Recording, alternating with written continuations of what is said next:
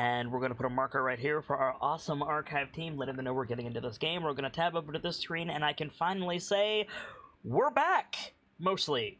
Sort of. Kind of. Let me turn to music on, and I will explain what I mean, just in case that you guys watching this for whatever reason, excuse me, just went from one episode to another. Which is entirely reasonable and entirely possible. I'm trying to find a good thing. You know what? Screw it. I'll use this.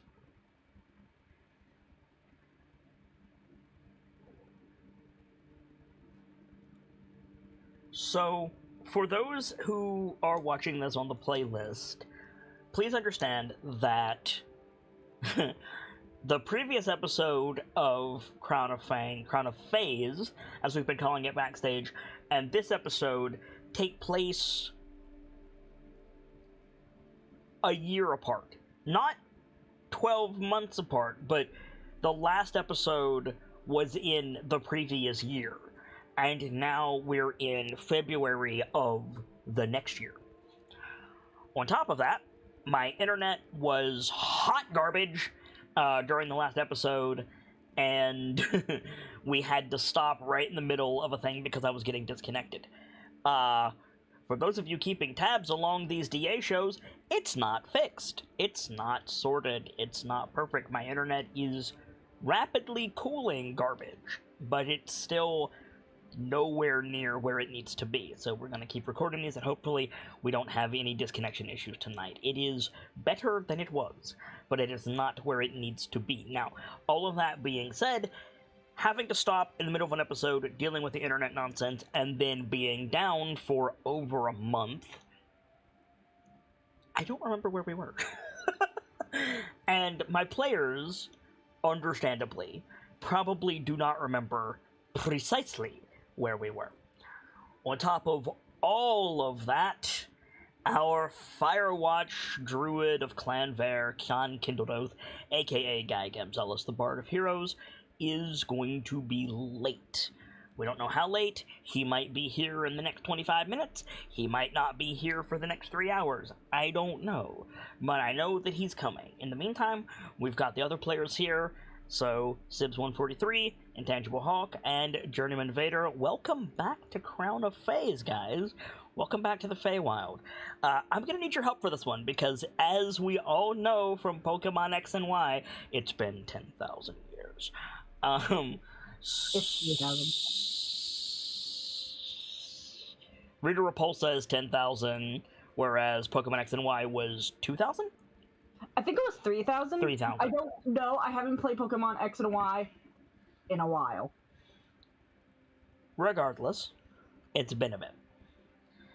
I remember it was a short episode. The last thing we uploaded for Crown of Fangs was like 90 minutes because of the internet issues. Something like that. But I know you have a goblin in your party. So, okay, rewind. You're in the Feywild. You're doing a favor for who you believe to be Henrietta, but I do not think that has been confirmed. Vader, is that right? I think we figured it out right from the beginning. Like, yeah, you figured it out, but nobody has confirmed it, technically. No. Like, at no point did I say... At no point did a character say, this is Henrietta. Yeah, and I think Brick's the only one who really knows. Yes. But you were pulled away from Cholt to go to the Feywild because I was bored, to be blunt. Out of game reason, Foxbard was bored. In game reason, we need more time. Yes, you made a bargain with Henrietta in exchange for time. Time to deal with some of the issues that were being dealt with. Time to resolve personal quests, and in exchange, you got sent to the Feywild by way of the Witchlight Carnival. And I'm already deviating heavily from the module because, hi, welcome to Dice-Icive Action. This is what I do. I tell my story. I just use these as frameworks. So in the Feywild, you have found this, that, and the other thing, and you've lost a couple of things, including your memories. You encountered something in the swamps of Hither in the, former realm of Prismere. Excuse me. And in the swamps of Hither, there was a creature. None of you got a very good look at it, but it furthered you in time and also kicked your asses? Yeah. Yeah, it pretty hardly kicked our asses. And then, skipping forward, you ran from that thing. Have you long rested since that? Yes, we have. You have, okay. You found the sentient hill. You met the goblin lock collector, Jingle Jangle. You found the leaning tower. You rescued the fairy dragon knight, Sir Tolliver? Talavar, thank you. And then somebody decided there was a what is it? Oh my god. What is it called? What is it? If you are sus, you are what? I don't remember what that word is. What, an imposter? An Yeah, imposter, imposter. thank you. Somebody thought there was an imposter among us? Death, because I did the scratches indicating there was one among myself. Death thought that there was an imposter among us. And Then Jingle Jangle did bonk on the head. Bonked on the head! I was worried I wouldn't be able to do that voice, and that came back like a train. Holy shit. Okay. Bonked on the head. Bonked on the head. And then there was an argument between Death and Kian? Right. Brick. And then Jingle Jangle bonked Death. Is Death conscious? No. Death is completely knocked out. Death is knocked out. And you guys are standing in the swamp pretty close to a battlefield. Am I mistaken in that? Like, you didn't travel away from the tower that you collapsed, did you? No, I don't think so. So Death is unconscious. Out of the water? Question mark. Does anybody remember? I know this is a hard question. And I'm sorry. Does anybody remember the state of the water of the swamp? I'm pretty sure it was rising, and we got to like a little bit of a hill. Okay. And we have Death up there, and we're all up there, and unless otherwise noted, the swamp has two states, up and down. Yeah. And I need to keep track of which it is. That's why I'm asking. It is currently on the road to up. Oh, road to up. Okay. So, that sounds like a pretty heavy cliffhanger. We also found that while Death had those scratches, so did the doctor. Kian and Brick did not. Scratches? I do not remember scratches. Not scratches, but they're the symbol of Death's order that say something is wrong, memories aren't correct, etc. Like a warning mark on the flesh. Yeah, we decided it was like Raven's mark in the wrong direction, and then I can't quite remember the other one, but it was something along the same lines, saying basically someone among us is not true. Okay. Cool. But what I was going to say, I had completely forgotten about that. Thank you, Dr. Lorelei. I don't like ending on a cliffhanger. And I don't like ending, for 6 weeks. It's almost impossible to pick that tension back up. It's almost impossible to step back into those emotions. So, I'm not going to. Do not misunderstand me. This scene needs to be resolved. But I think the priority, correct me if I'm wrong, Jungle Beasts, is get Cyrodiil out of the water, reconnoiter, and figure out what to do when Cyrodiil wakes up. Uh-huh. Is that right? So I think what we'll do is we will fade in on a hillock. It's not going to be like Telemy Hill. It's not going to be a big hill. Just a raised section of the water.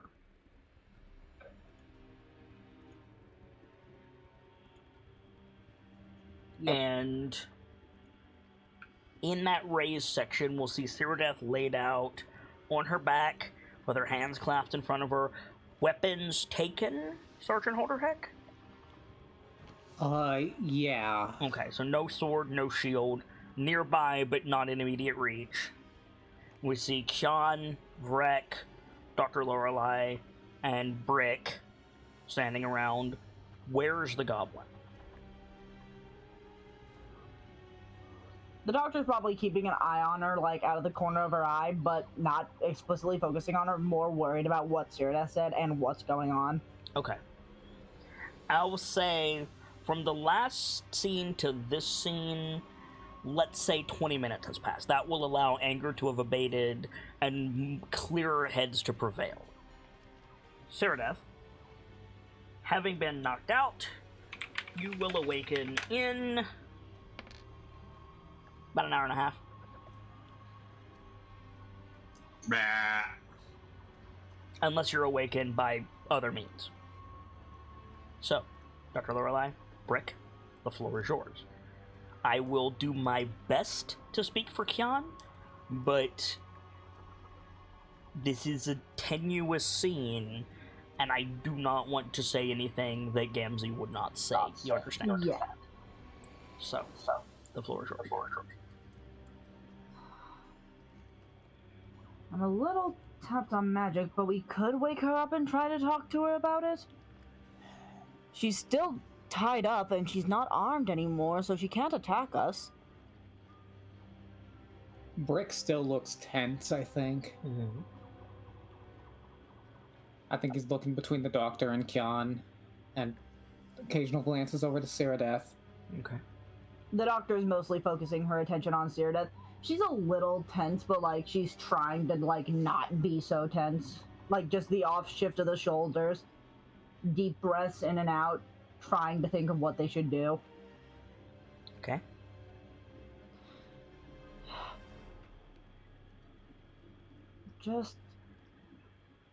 I don't get it. She has the symbol that, according to her, means that something isn't right. I have it too, and I obviously don't recall getting it. Something is definitely going on, but that's just been happening since we started traveling, unfortunately. You're not wrong about that. I fear the Dame may be correct in her assumption. But if we lash out at each other without evidence, it's only going to make it worse. Absolutely, it'll make things worse. Kyan says, as if in response to something that you can't hear, little brother is right, we should trust each other. Nods. I think Kyan's explained that he has a telepathic communication. Oh with yeah, Vrek oh yeah, before. absolutely, but you guys can't hear Vrek. Yeah. I see no reason to speak as Vrek and Kyan. Valid.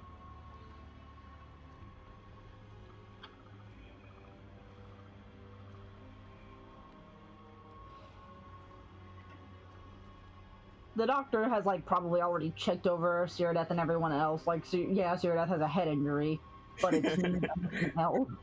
She is I think- stable and going to recover, yes. I think Brick just closes his eyes, exhales, inhales, opens them again.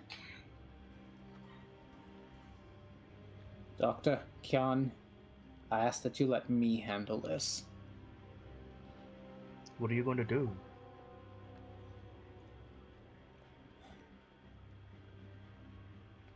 Nothing barbaric, just gather information and intent.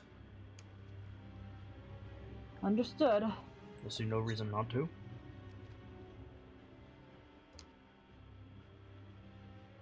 Do we want to set up camp before she awakens?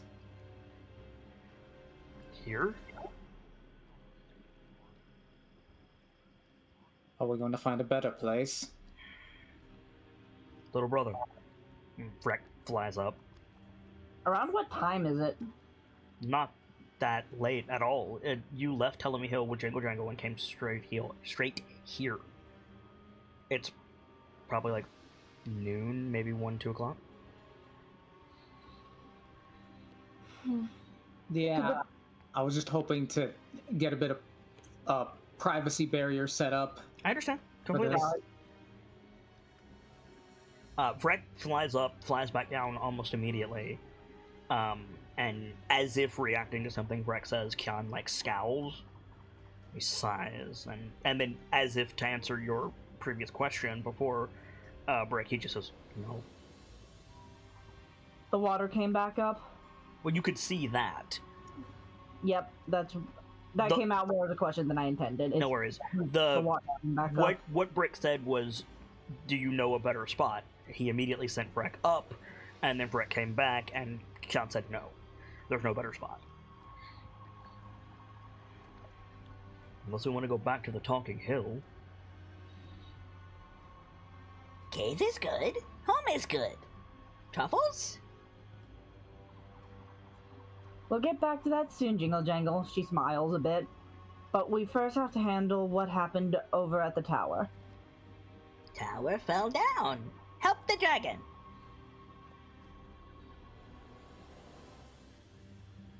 That's what we're gonna try and do. Helped. Past tense. I gotcha. Then scratch that. That's nodding. Well, Then shouting. Bonked on the head. Nods. Why shouting? This is a out of character question. Mhm. Would magical healing bring Seerdeath back to consciousness? Yes. 1 point of magical healing will resuscitate Seerdeath. Alright. So I think the doctor looks to Brick. Would you like me to wake her up? I believe just a bit of magical healing should bring her back too. I think he shakes his head, honestly. I'd like to get a tent set up so I can handle this with a bit of privacy, if you don't mind. That's fine. The doctor kind of starts reaching for her tent. Would you like to use mine? It's almost always immediately available. Any tent will do. I just need... Just a reminder, this is your traveling companion. Uh-huh. So cute. It really is. Do we have pronouns for Jingle Jangle? Jingle and Jangle, in that order. Okay. Telemy Hill referred to her as she, but Jingle Jangle has only referred to themselves in the third person. Fair enough. But yeah, the doctor will, like, take the tent out of her bag and start helping set it up. Probably just tossing the odd glance around the party. Yeah, Brick will help it get set up and get Seerdeath in there. Yep. It will take you and Kyan to move her into the tent, but that's fine. There is not a lot of room on this hillock with the tent set up that is not in the tent. This is not a wide stretch of ground. Yeah. The doctor will probably just sit over towards the edge, like, not too far away. But she'll sit at a distance where, in case she hears anything stupid happening, she'll be able to get up and go. Jingle Jangle is very interested in the tent.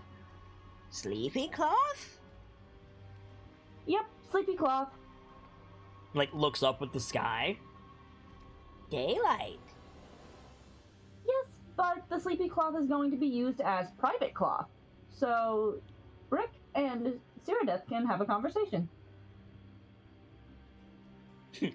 So, Jingle Jangle nods slowly. Birds and the bees. No, not that. Oh, God. What, are you saying I'm not appealing? Okay. I Sean, think as it's getting set up, Brick turns to Kyon and the doctor again.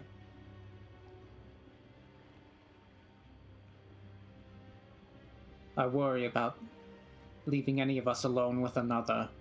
So, I'd ask that you don't take your eyes off each other. Nods. if it's all right with you, I'll have my little brother keep a scout of the area. Hi. Can you do that? And Vrek, like, bobs its head and flies off. You see him, like, slow orange contrails around the hill. Nice. And So- Jingle Jangle? Like, looking at Breg. You stay out here with these two.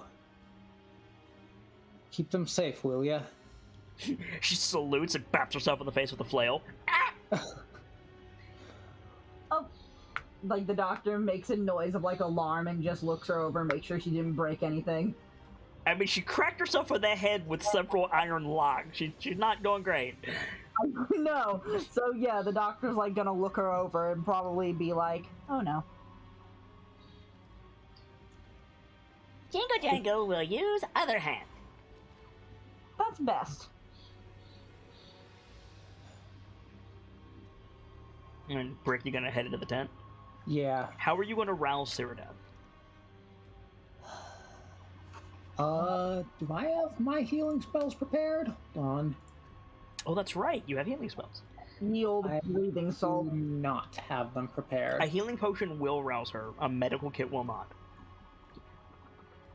I don't think I have any healing potions right now. Okay. And I don't have my cure wounds prepared, so... The only healing potion I have on me is the greater potion of healing. Probably don't want to waste that. Exactly. I mean, So- Sean and Cyrodiil both have healing spells.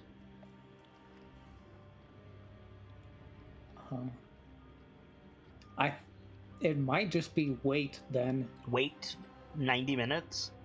Well, how long did it take us to set up the tent? It was 2 hours. It took you about a half hour to set it up. Okay.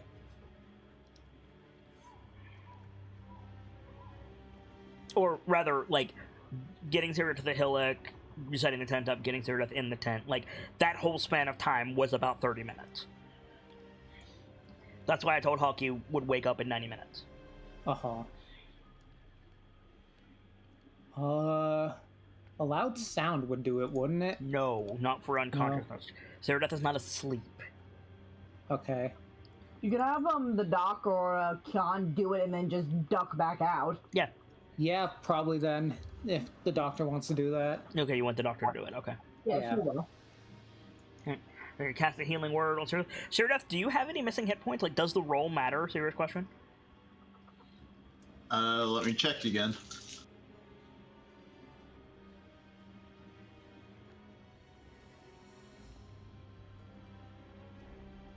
Yes, I am missing a substantial amount of Okay. hit points. Go ahead and roll your healing word. I assume healing word, Dr. Lorelei. Yeah, it's healing word, and if it's like a substantial amount, I might cast it at second level. That's fine. As you like. Alright. Honky, you are awake with 10 more hit points than you had. Ah! Ugh. You wake up, you're in a tent, and Brick is standing over you. The doctor will quickly back the fuck out. Yep. I should have said I would have put Cyrodiil in a sitting position. Still tied up or no? Yes, still Okay. tied up.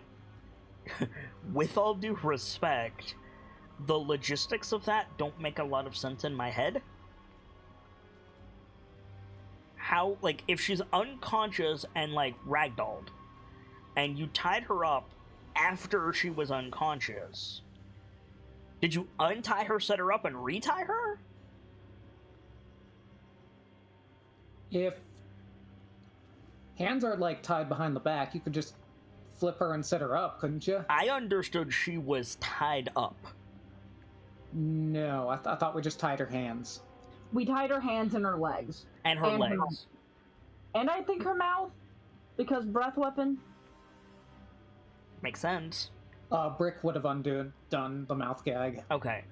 So it will be hard to set her up because her legs are tied, like it shifts the weight, but it's doable. That's fine.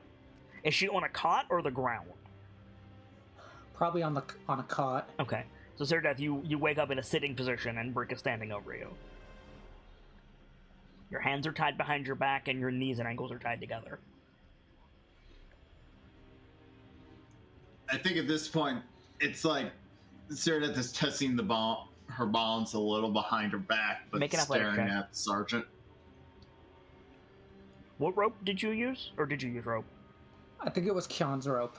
So Kion has silk rope, and I think he has Goliath rope. Let me double check that before you make the roll, Ceradeath.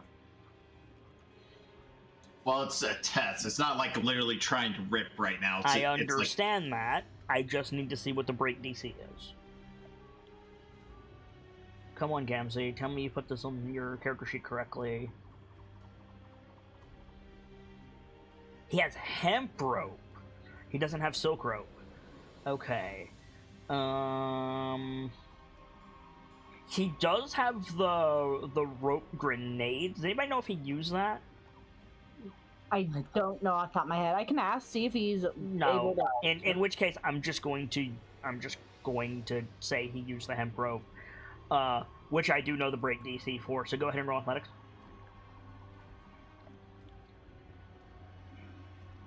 I understand you're just testing it. I understand. Yeah. With about that much force, again, maybe a little bit more, you could snap it. Sorta. Okay.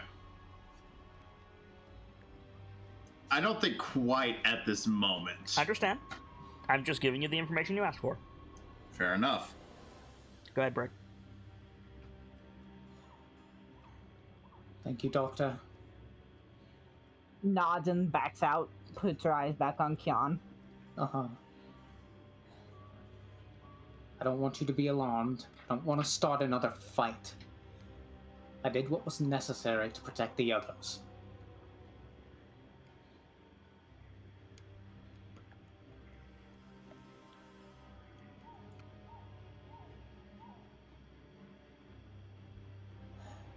The main problem is that I do not know if you are who you say you are. Make an insight check, Ceradeath.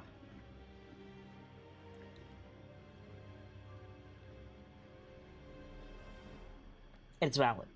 You don't know if Brick is who he says that he is. However, sorry for stepping on your parade, Brick. There are some things that your Avenger's mind would put together. Okay? Okay. If there is an insurgent in the group working for another party, whomever that may be, but let's assume it's Old Lorna, okay? Like, that's not a stretch, that it's probably working for Old Lorna, right? Right. And therefore a malignant faction. Somebody who wants to do harm to the jungle beast. Right. You were unconscious. True. If somebody wanted to do harm to the jungle beasts, killing their tank while she was unconscious, like in the middle of the swamp, would do irreparable damage.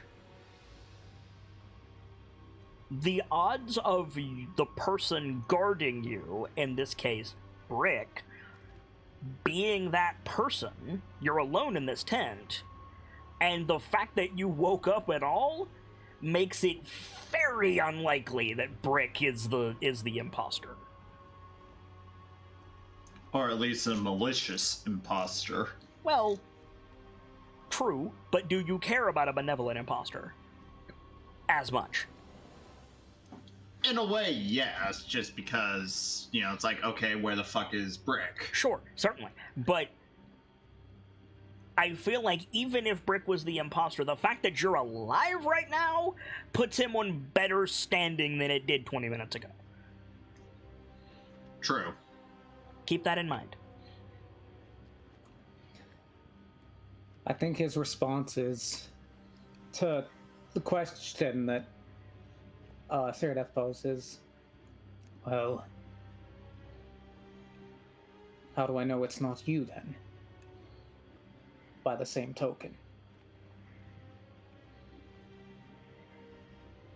How do I know may not be any of us? It could be all of us. It could be one of us and we just don't realize it yet. Now you truly understand the perils of those who deal with memory alterations, Sergeant. And paranoia, well, important in healthy doses, is not going to help here.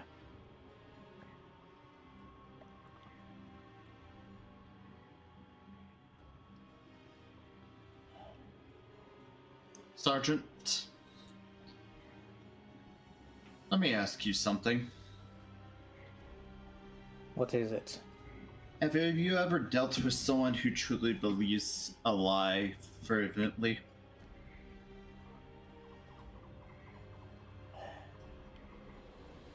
What's your point? My point is that when you deal with someone who truly believes that which they themselves are saying, even if it is incorrect, that can be far more dangerous than someone speaking a lie by itself. I'm sorry, I'm really poorly phrasing this. What are you trying to impart? The idea I had, it's from basically Ghost in a Shell, like those ideas of like someone tricked into believing something that's not even remotely true, but they follow through on it because they truly believe the idea of it. So that they do anything because they believe that's the truth, even though it's actually not remotely true to begin with.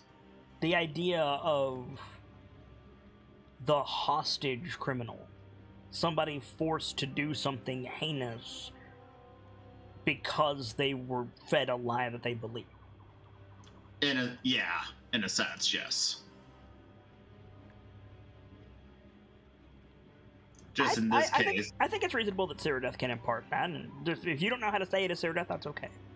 Yeah, I think that's a me issue, not a character issue, I think. No issue at all. Which is why we need to gather facts before we act. If you had killed one of us and you were wrong, what happens then?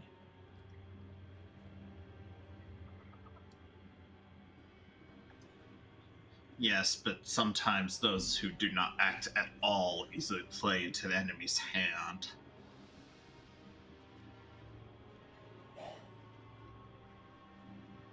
I think he sighs. Do you know why we're talking alone? Enlighten me. 2 reasons. The first is I believe you. The second is that I trust you.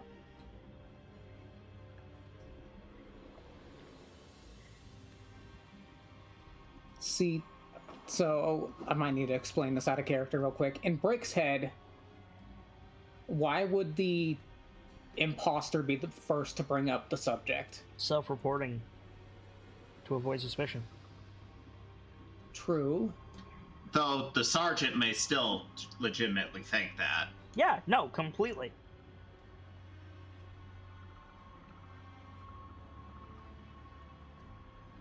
I want to see if you've dealt with something like this before, Brick. Uh-huh. Can you make a history check for me, please? Sure. Okay. Brick was raised in Baldur's Gate. Uh-huh. But his direct superior, the head of the artillerist, was a dwarf, correct? Yes. Okay.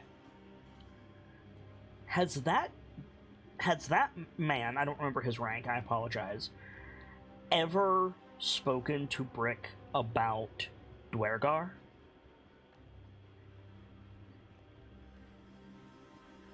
Probably at some point. Okay. Dwergar are the ancient enemy of the dwarves. They are a dwarf clan, Clan Dwergar, that was corrupted by an elder brain, spent several centuries as thralls to a group of Illithids, ultimately defeated them, tried to come back to the main dwarf clans, and was told, no, your devotion to Moradin has waned, you have not been keeping up with the clans, fuck you, get out. And that bitterness has fueled them into a dark mirror of all that dwarves stand for. Now, I understand that Brick does not necessarily stand for those same things, but bear with me. The dwarves and the Dwergar are permanently at war with each other, but neither side is pretty much ever going to take a total victory, because, like, both of them turtle, right? Uh-huh. So what Dwergar do is they send insurgents into a dwarf hold to stir chaos, damage what they can, and steal what they can before a raiding party sweeps in and collects them. Sound familiar? Uh-huh. So while Brick does not have any direct association with this, you know, maybe that's why he's inclined to agree with Ceradeath. I'm just offering. Uh-huh. Does that help at all? Sorta, yeah. Okay. Continue.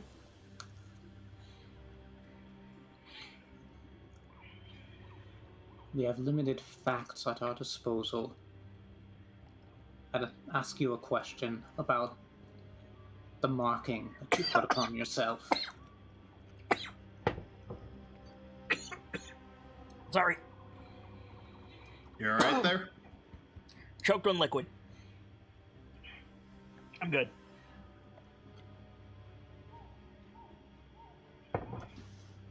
Okay. I think Sarah just merely nods at that.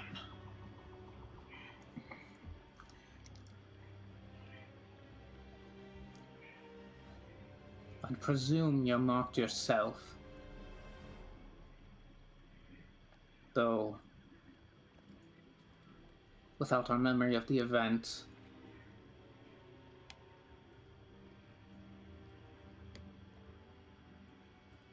but there's something else that's curious to me.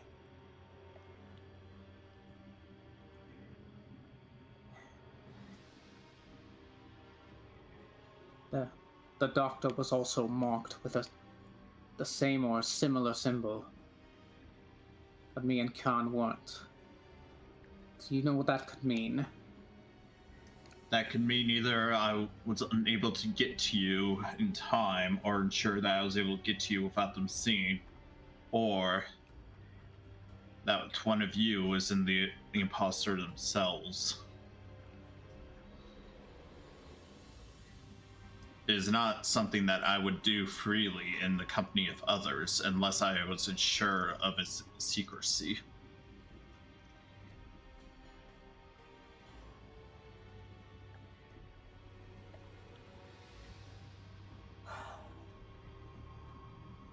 That answered less than I would have hoped.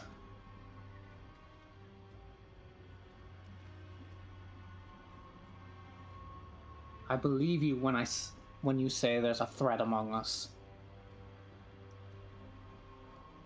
But I have no way to discern who. You're the only one with any information on what happened to us. The only thing I know for sure is that our memories were altered, and that someone among us is not who they say they are.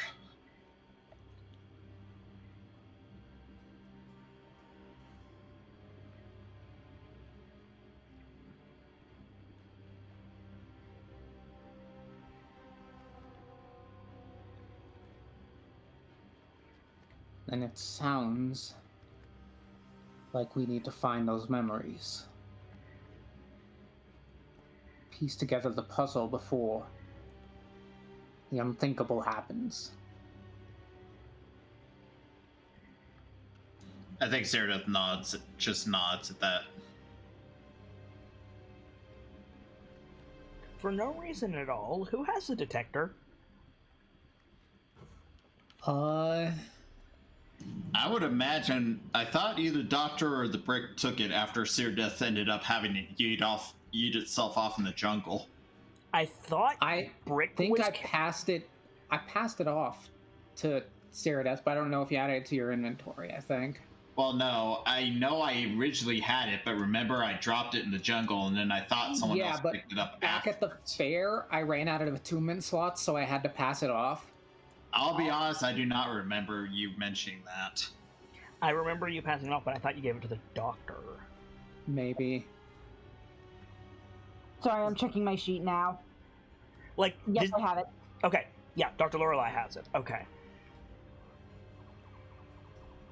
I will make a note.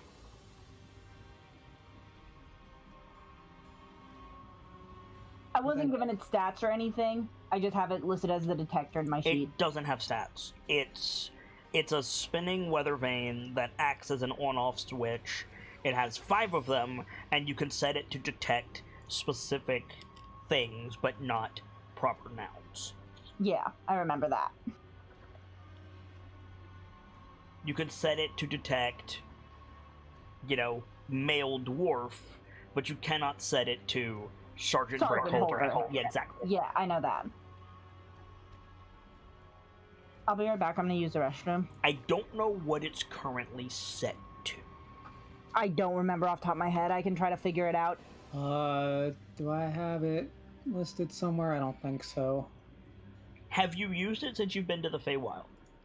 No. Okay, I didn't think so. We have not, because it's been with me and I don't have attunement slots for it. Well, now I do, now that I don't have the spear. I'll worry about that later. Oh, you're not even attuned to it. Oh, shit. Okay.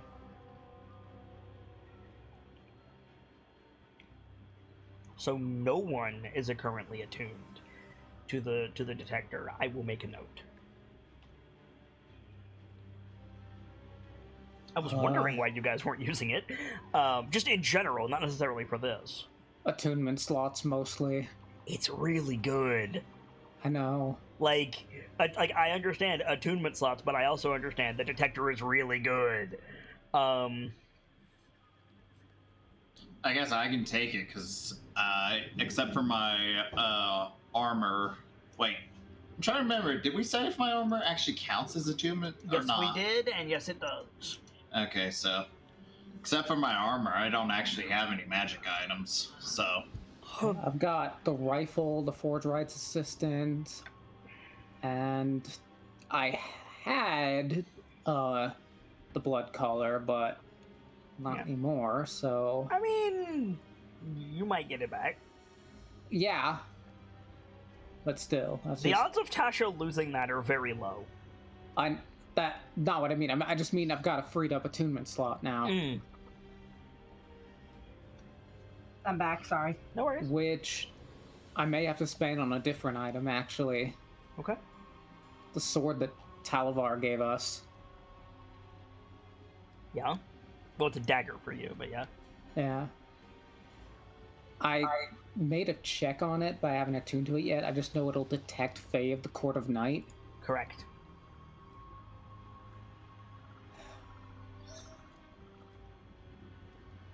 Which you can be very certain that the Hourglass Coven are Fae of the Court of Night. Uh-huh. Their underlings, it's a bit more up in the air.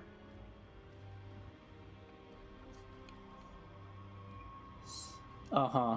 But, anyways, Yes. I think what Brooke's gonna do is just gonna say, no more lashing out at each other for now, right? I have a few ideas.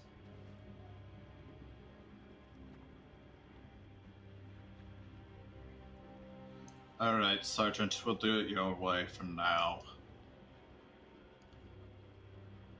So I think Brooke will undo her bindings, Okay. and he's also gonna pass the little fairy dragon dagger over to her. Okay. Do you give her her weapons back? Yes. Okay. And I think he says, this was given to me by the fairy dragon. I've done some preliminary testing, and it'll detect night fae. Could be useful, especially for you. I know you're speaking quietly, but Jingle Jangle got them ears, though. Uh-huh. So from outside, you hear, Night Fae, where? What? Like, Jingle Jangle points inside the tent. I think he raises his voice. Everything's fine. Calm her down, will you? Okay. The doctor will start trying to calm Jingle Jingle down, but the doctor herself is a little... Yeah, Jingle Jangle is hiding behind a tree stump. Jingle Jangle? I think we're okay. The sergeant says that we should be.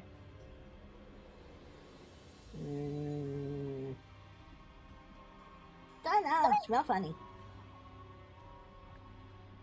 What? Smell funny. Who did he say she says smells funny? She didn't say, she just said smell funny. The doctor, like, inhales a little. Does anything smell off? You smell a swamp, you get a lung full of swamp. It might be because I'm not used to swamp, but... What smells off? Sniff, sniff, sniff, sniff. Fuzzy kicks. Head tilt? You want to make an insight check? Yep. Go ahead. Insight? Yep. Oh!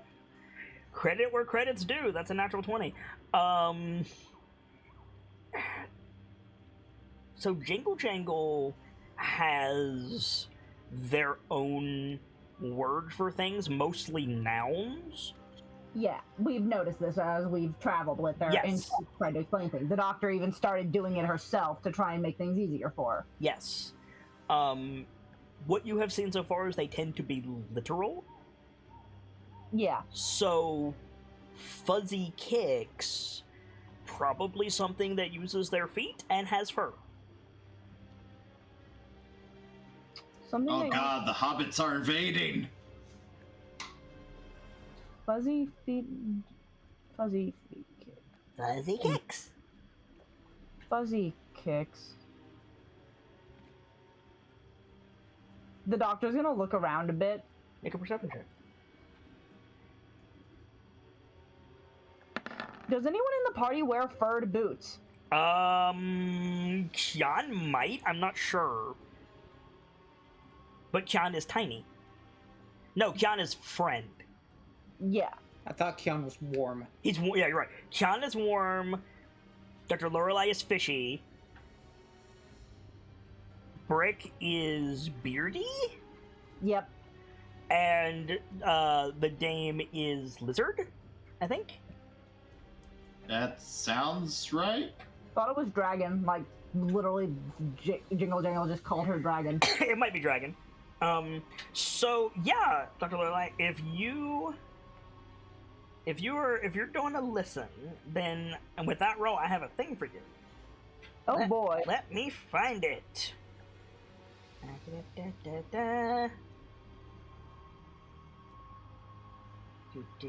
Yeah, okay. You hear a marching song coming out of the mist. Okay. I'm not gonna sing it, but I will read it for you. It's several voices, call and response style. With sticks and stones we'll break your nose, we'll beat you blind and steal your clothes. But none among us can compare to one wily swift and stand-up hare. Scarf that's glorious, thief notorious, his deeds are truly meritorious. With a wink and a grin, he'll show you his cunning, a flash of his scarf, he'll take off running. Quick as a bolt, his long scarf trailing, gasping, grasping, you'll end up flailing. You'll pout, you'll moan, you'll huff, you'll sneer, thanks to Agdon Longscarf, Brigand Prince of Prismeer. Oh! Is it getting closer to us, or is it like... not. It's kind of passing from where you're standing. It's kind of passing from your 7 o'clock towards your 10 o'clock. Alright, the doctor isn't going to say anything. We already have enough situations. But can the doctor catch that name again? AKA, can you repeat the name of the... Agdon Longscarf. Agdon the Long... Agdon. Can you spell that, please? Agdon. Alpha, Gamma, Delta, Opera, Nirvana.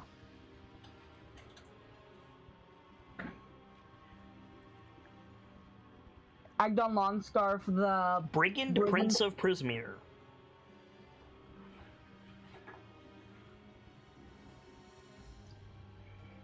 By the way, the DC to hear that was 22. Nice. So I think we have a lead for one of our other side quests now. Well, not if you let them walk away. You don't see them, by the way. They're moving through the mist. They're just close enough that you can hear them. The only thing is... For the record, there's several voices. Like, at least 5. Yeah, exactly. I don't think, though, while we're trying to deal with an imposter situation, the doctor would go off with Hyun and just go confront these people. I will say Jingle Jangle is hiding behind you. I can hear their song. I'm trying to remember the exact wording of the quest we had to deal with the brigands. They stole Jingle Jangle's truffles. Yes, supposedly the Harangon brigands stole Jingle Jangle's truffles and beat her up. Oh. Bonk, bonk, bonk. I think... No, bonk is what Jingle Jangle does. When asked what happened to her, she said black and blue. Oh. Damn it. How fast are they moving? They're, like, yeah, pretty substantial. Like, they're moving like they know where they're going and how to get there. Judging by the way their voices are moving, they might be in a boat. But you would have to jog to get to them.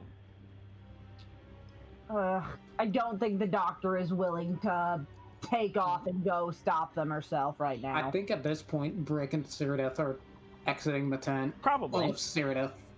It's up to you, but... None of you hear that except Dr. Lorelei. Doctor's looking off in that direction. I think we found our truffle thieves. Truffles?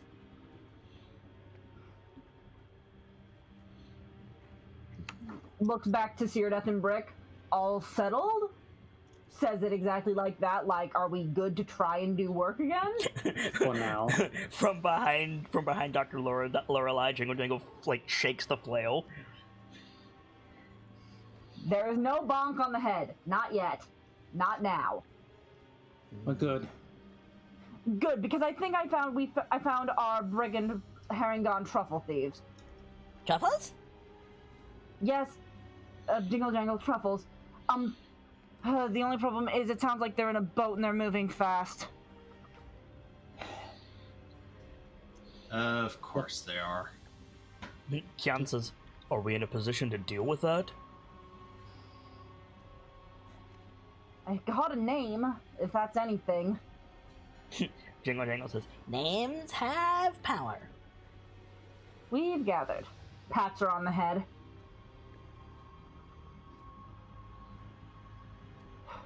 I'm just mentioning it because they're right there. Do we want to deal with this now, or do we want to get the imposter situation handled first? where were they? I can hear it coming from that way, and she kind of points with her finger following the direction. And Sean, like, closes his eyes for a second, and, like, Vrek flies into view and lands on his shoulder, and Sean points on the same way. He says, "What did you see over there?" And Sean, like fidgets for a second. He says, "What?" "No, over there," like, points again. Like, and then he, like, looks at you incredulously, Dr. Lorelei. "Little brother says there's nothing there." I could have sworn I heard something over there. It was a marching song. Something about Ogden Longscarf? Fuzzy kicks. Yes, fuzzy kicks. Little brother was flying a circle around the hill. He said there's nothing over there.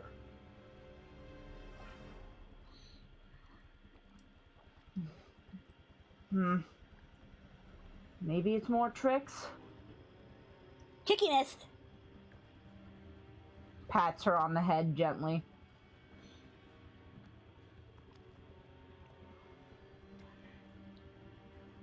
I know. Just go and check, okay?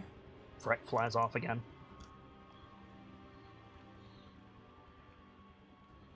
The doctor is, like, just trying to think the words over in her head. Because, like, even if they aren't there, it's interesting that she heard that entirely. Yes, absolutely. Very interesting marching song that I heard, or that I thought I heard. Had full lyrics and all. Now it's gonna be in your head all day. Yes, it is, because it's the doctor.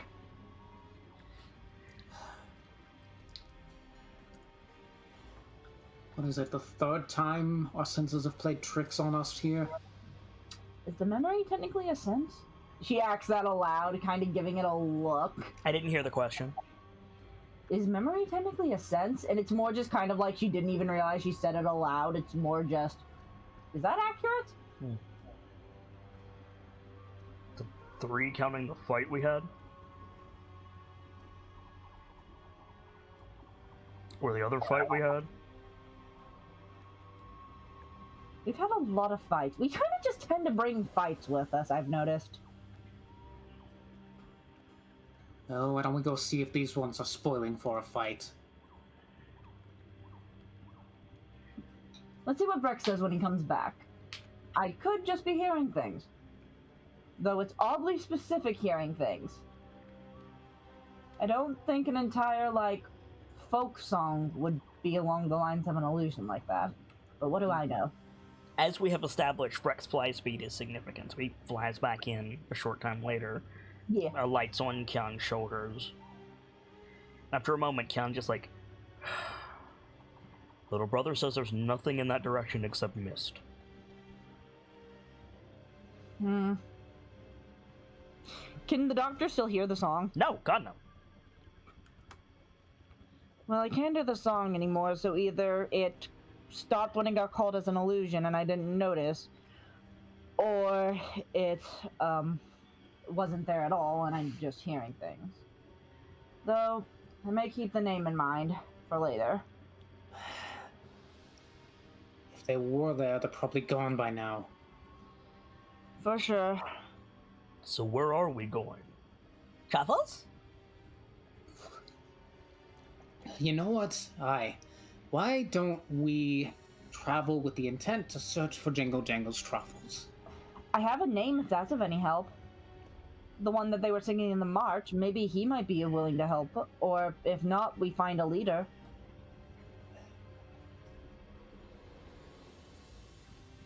I say we search him out.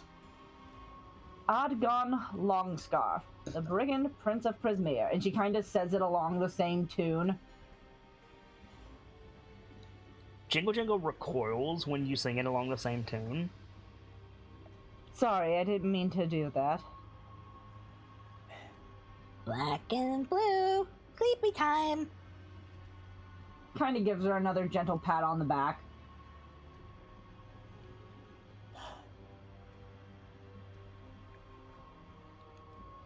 Names have power. If we search for them specifically, we might be at an advantage.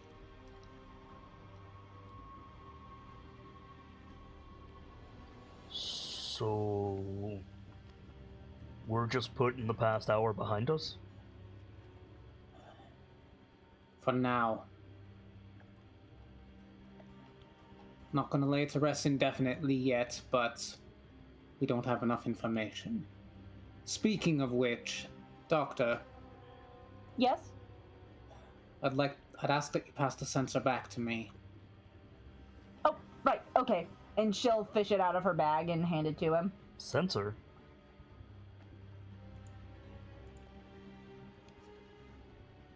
Oh, it was a item from our friend Z before he got grabbed.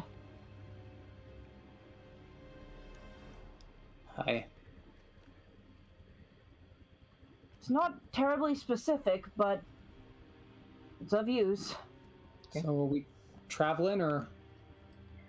I don't mean to bring it back up. I don't mean to sound like gestures at Cyrano. Should we be looking for trouble when we're not sure?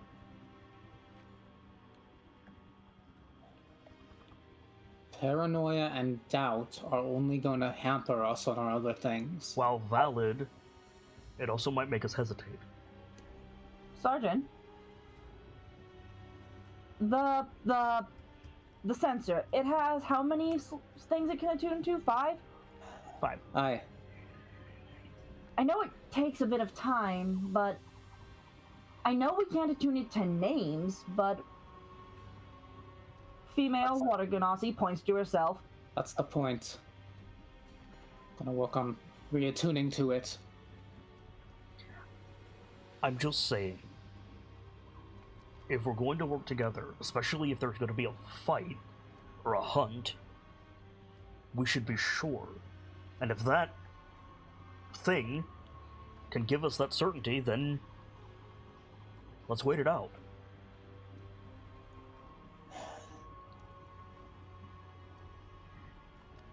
I suppose that's wise. What do you say? Will you all give me an hour? Nods. I don't think the water's going to get any higher, so I've got nowhere to be. Brett, can you? And Brett, again, starts circling the hill. He doesn't get tired, like he's an elemental, so. Yeah. Uh-huh. I guess Brick will work towards attuning to the sensor again. Yeah, no problem. When you attune to it, you find something interesting. Huh. None of the sensors are active. Like, it functions, but your loadout didn't save, so to speak. Interesting. What do you set it to? So I think the first one... First off, it's going to be imposter. Okay, so first wheel is imposter.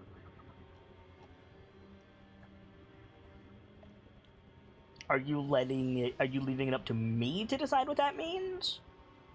I mean...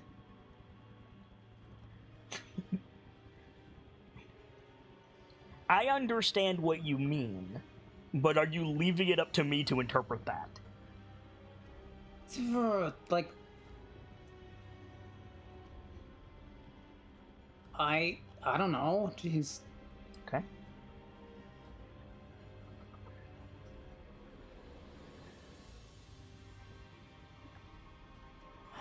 I don't know how else it can be interpreted.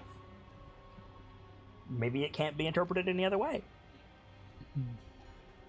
I'm just asking if that's good enough for you. I think so, for Okay. the first one at least. Okay. You have 4 more, or you can leave them set for the time being. Well, I'm trying to do this like one at a time, so I can gather information as it comes. Okay. Do you tell anybody what you're setting it to? No. The first one spins.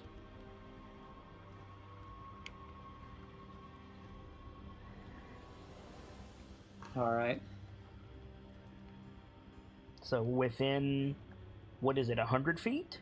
Yeah. And within 100 feet, there is an imposter.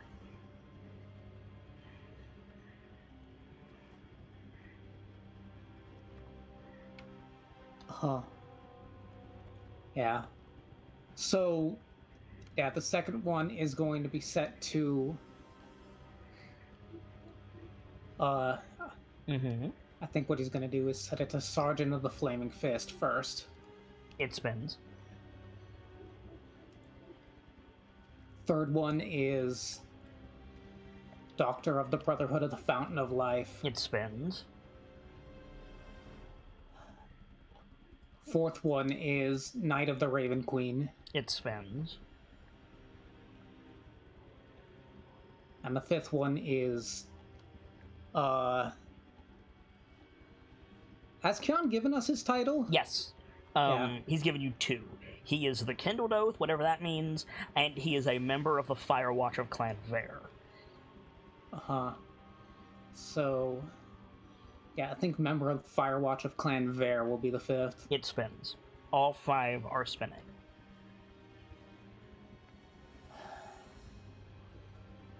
So, you do that, you attune to it, you touch each one, it begins rotating. And, from an outsider perspective, you touch them in sequence and they all started spinning. So, naturally, Kyon goes, so does that mean it's working, or...? I'm not sure yet. I think I'm gonna...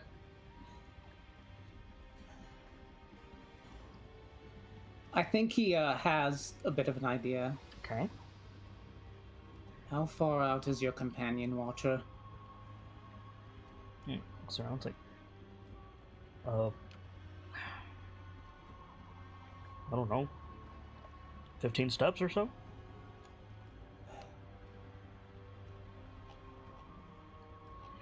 What happens if I set it to Fire Elemental?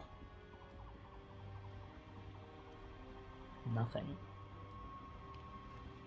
Hi, Gamzee! Oh, how? Hi. Your timing is fantastic, by the way. They ended up looking at me, looking at the empty board, and then looking at the labor and saying, that's 94% labor. Someone has to go. And I was the very first person there among that shift, so. Well, welcome home. Brick is currently calling an emergency meeting with the censor. Okay. What you have missed that involves Kyon is you moved everybody to a hillock out of the water. Brick interviewed Surdeath inside a tent privately. Dr. Lorelei heard something. And Kyon sent Brick to investigate. Brick came back and said there's nothing. Dr. Lorelei insisted. Kyon sent Brick out again and said, fly that line. And again, Brick said there was nothing. Brick is now orbiting the hillock, looking for threats. And Brick is playing with the sensor, which Kyon does not understand how it works. Okay. The last thing he said was, how far out is your little brother? And Kyon said about 15 steps. Well, the last thing you also said was he said to Fire Elemental, and you said it does Yes, nothing. but Kyon doesn't know that. Right. Oh, sorry. That's completely all invisible. I know is the thing just still isn't spinning. No, all 5 were spinning, and then Brick touched one and it stopped spinning. Okay.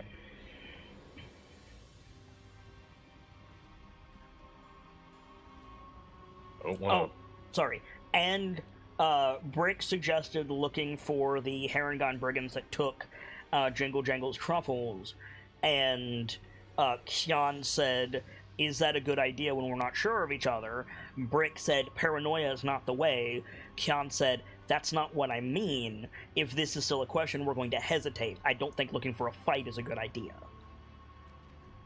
I figured that was a Kyon thing to say. I think so. Okay.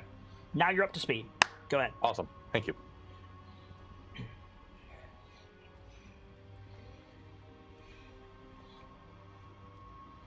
Is it really? Hold. keep in mind, Sergeant, nothing said that it had to be something living. It had to be No, a yeah, companion that we because actively think You of. don't know what he did, Saradev. Oh, sorry. He's Oh. just fucking with the sensor. That's fair. Sorry. I don't want to disrespect you, Rick, but that thing's supposed to do something. Hi. Could you do me a favor? Send him scouting a little further. More than 100 feet away. Man. I have to wait for Vrek to come back before I can give him instructions, right? He's only like 15 steps away. You could shout at him. Oh, okay. He's in sight. Well. Yeah, it's probably look over. Little brother, need you head up and that way a little ways. And just keep There's going nothing till there our but connection mist. cuts. I won't see anything. I understand, but just keep going till our connection cuts and stay there for a minute. Call it a There's hunch. nothing there, Kyan. I understand, little brother. Just call it a hunch. All right. And he flies off. And Brick's got his eyes on the imposter setting. Yep. So we see the orange glow of Rek's body get fainter and fainter, and then the top ring stops spinning.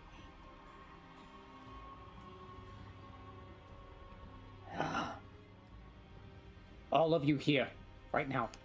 Jingle Jangle bounds over. The doctor walks over.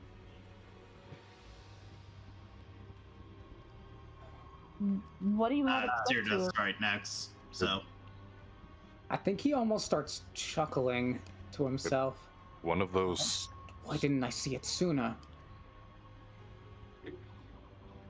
It's What? Vrek. Oh, it can't be Vrek. What?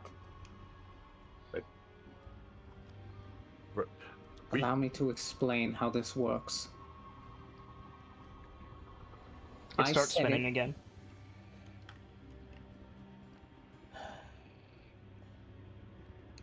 I set this thing to check for certain things when I attuned to it. The first thing I checked was imposter. That's the top ring. It spins when one's near.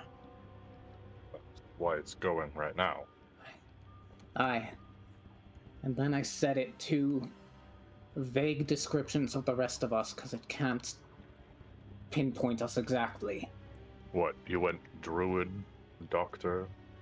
Something along those lines, yes. Jingle jangle? Yes, that too. Good.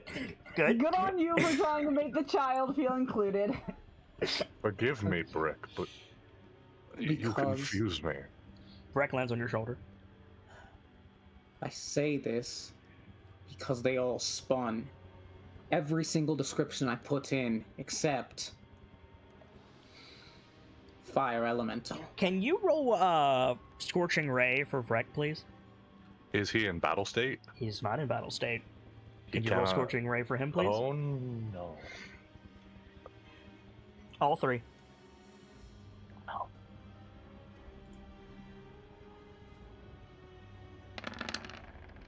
Damn it, why didn't I prepare that spell? Okay. With a combined 34 points of fire damage, the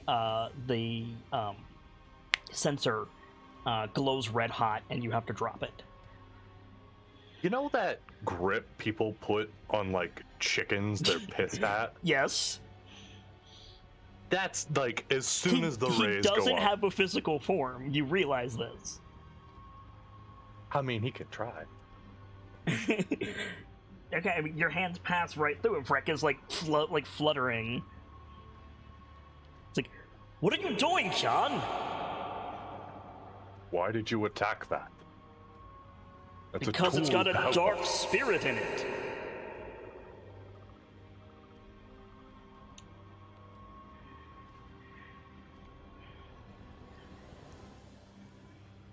I don't know what he's saying, "That's not Vrek." Of course I am. How else could I talk to you? Brick. Out of character, I mean, there are many things that fuck with your brain in D&D. Brick. You're technically book learned correctly, or correct?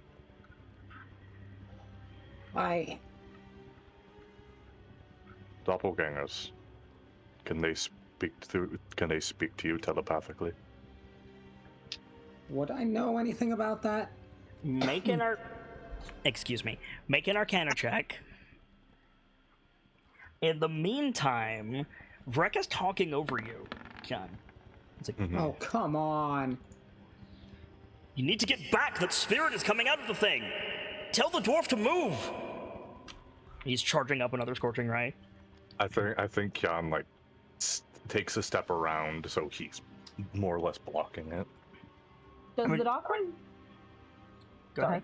Does the doctor know anything about doppelgangers? Make an Arcana check. If there's a spirit enhanced my sight, let me see it too. Make a Wisdom save. Illusions. Which one of us is making the wisdom save? Kyan. I can't! You're blocking me!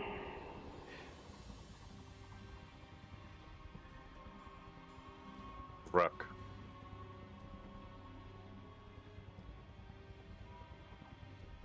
He's like he's got like the fireball between his talons. He's looking at Brick.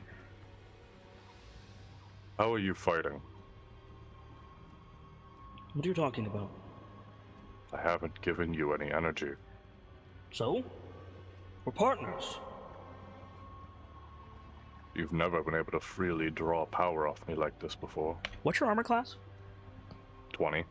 Could you roll that Scorching Ray again, please? All three? Yep. Did my roll go through? It did. What the fucking? Oh, I accidentally clicked the wrong one. This is happening real fast. Also, you're not rolling as your character. I'm not. I'm terribly sorry. Dr. Lorelai, I will get back to you. It's just like, while you're trying to recall, Sean is getting fireball. Oh, shit. Yeah. Okay. So, yeah, that's 23 points of damage, Kian. Centered on your eyes. I'm gonna need 2 con saves, please. Oh! Oh, no. Jesus. Okay. There's one. Oh, switchy. I really wish... I don't think Bardic is a reaction, or else I would give it. That is a fail. You are dazzled. Wait. I have lucky points. Okay. How does your preparation help you from your brother who is tied around your soul flashbanging you? I have a suggestion, though I don't know if it's of any help. Oh, by the way, did you do a saving throw? Because keep in mind, you get my aura of protection. Which is what? +3 To what? to saving throws. It wouldn't matter for the second one. Oh, okay. So you're taking the 23 damage regardless. Keep that in mind. Right. No, I understand. Okay. I have a suggestion if you want to hear it. Oh, and it's not fire damage, it's psychic damage. But you don't know that yet. What's your suggestion? When dealing with fires, especially things like, I don't know if this would apply, but chemical fires, a lot of firefighters are taught, like, if something starts to flash too brightly, cover eyes and back off. Yeah, valid. Sean failed his saving throw. He's using his preparation specifically to use his basically divination wizard thing, portent. That's the word I'm looking for. And I'm wondering what preparation you have for this. You gave me those, and you gave me lucky points. Oh, did I? Yeah. Oh, then yeah, by all means, lucky dice. I'm gonna go use the restroom real fast, I'm sorry. It's after the dots. Yeah, I understand. Just roll a flat d20.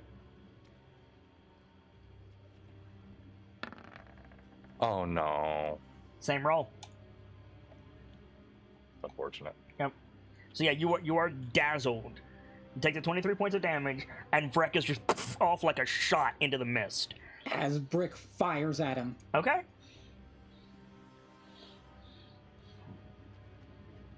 I'm gonna use a point of grit and make this a Deadeye shot. That's good, because you would have had disadvantage. Oh, I wish I had a way I could give you more. Does not hit. Damn it. And swallowed by the mist. It's like he turned his fire off when he got into the mist. You don't see his glow. Kyan. Mm-hmm. I'm sorry. Any powers you have associated with Vrek are locked. Does that lock my spells? It locks some of them.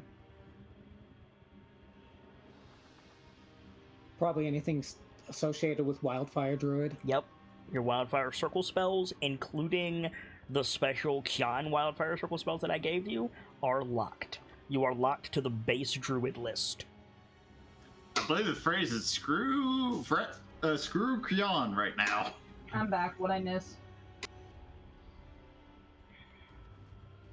More to the point, Kyan, for the first time ever, you feel cold.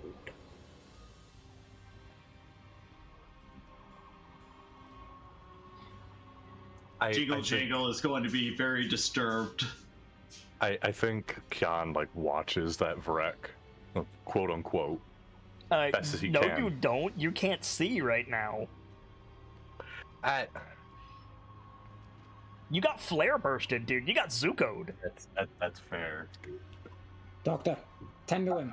Yeah, the doctor is like immediately once Breck is gone, just like trying to heal Kyan. Yeah, so you go over to Kyan, you like pull out your healer's kit, you go like expect like you all saw him get fireballed in the face. There are no burns on his face. There's no burns. His eyes are milky, like he's got cataracts. But the cataracts are like swampy green. Yeah, the doctor's like going to like she has the healer's kit still in hand, but it's like, Kyan, I'm going to touch your face. And she like looks at his eyes. What would I roll to see if I could figure out what the fuck is happening here? You touch his face, he's about 10 degrees cooler than he usually is. Yeah, no, like the doctor almost pulls her hand back and then puts it back. You're freezing. By your usual standards, Kyan, you're freezing.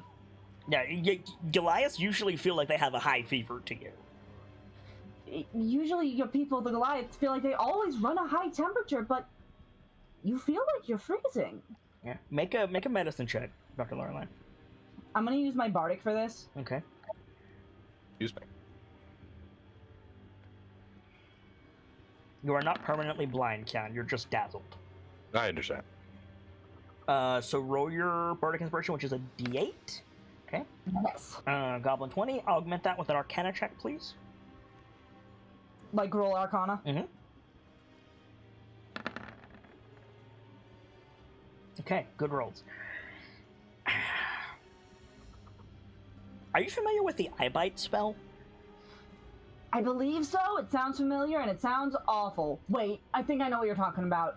It's either Eye Bite or Bestow Curse. I do get them confused. One of them does damage and inflicts a status effect, and one of those status effects can be blindness.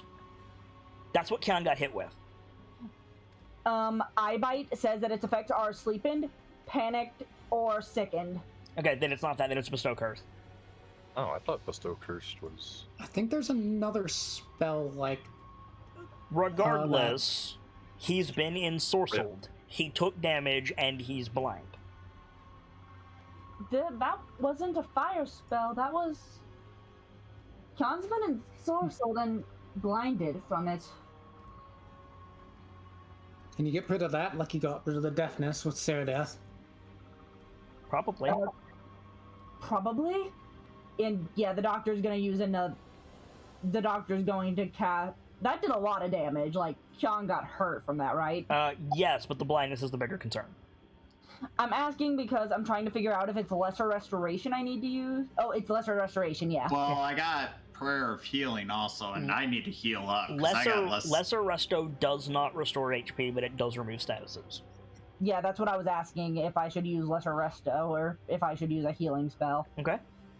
I'll go with lesser restoration because that for sure says it can cure blindness. Yep. So you cast lesser resto. When Kyon, your vision. Gamzee, are you familiar? Why do I feel like this is something you do? Can you open your eyes underwater? Yeah. You know how when you're down in the water, swimming up with your eyes open, you see the water like, dancing as the top of the water tends to do, and then you break out, and it's that very specific visual of the water like leaking off your eyes. You know what I'm talking about? Yeah. You do that, and then you can see. I think he like takes two like big hard blinks. Mm-hmm. The doctor will like hold her finger up. Follow my finger with your eyes, please. And she'll start doing like the test to make sure that Kyon's eyes are functioning. I mean, it's a little blurry, but yeah, it's functioning and rapidly improving. I can see, Doctor. Sighs, hand to the chest.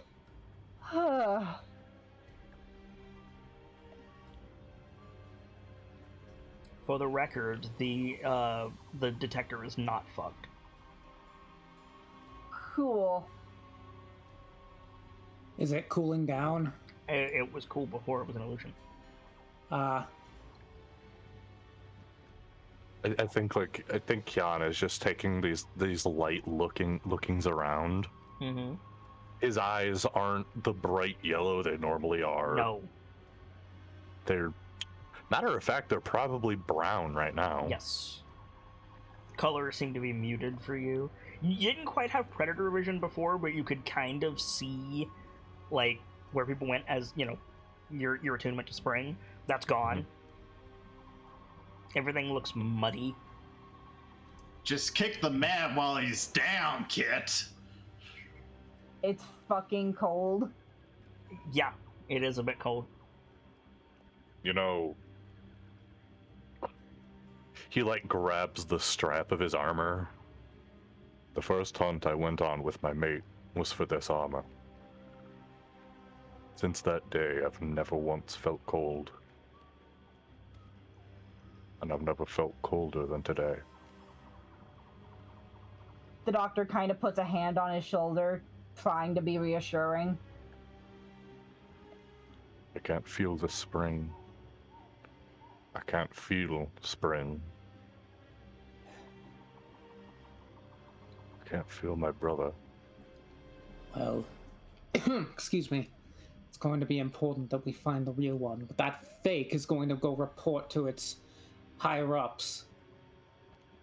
My concern is whether or not they'll retry the same strategy they had before, something among its ilk, and pick us off slowly one by one.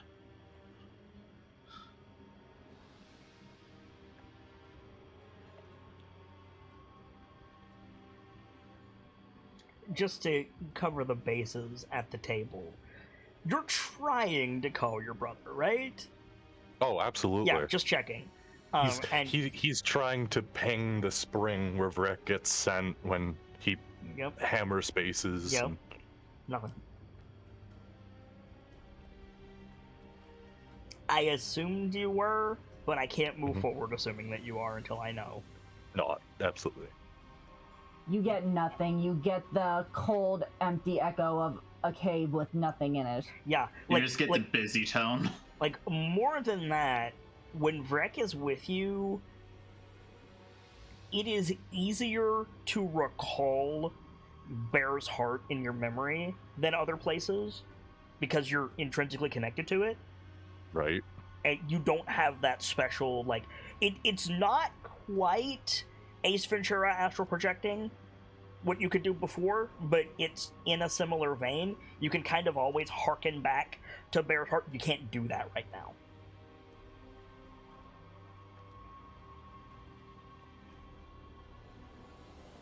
I think he very gently puts his shield down.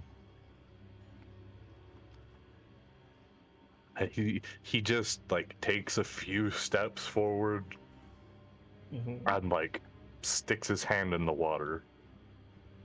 It's cold. It's slimy. Oh, That's a shame. if this wasn't obvious, you lose your Goliath cold resistance. Your armor still provides it, but your Goliath does not. Interesting. What were you saying, Sean? You were really quiet Yes, when you. sorry. Well, that's unfortunate.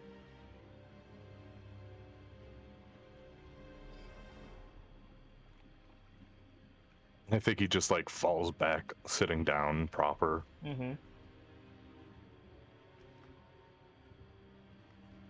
The doctor will go over to him and sit.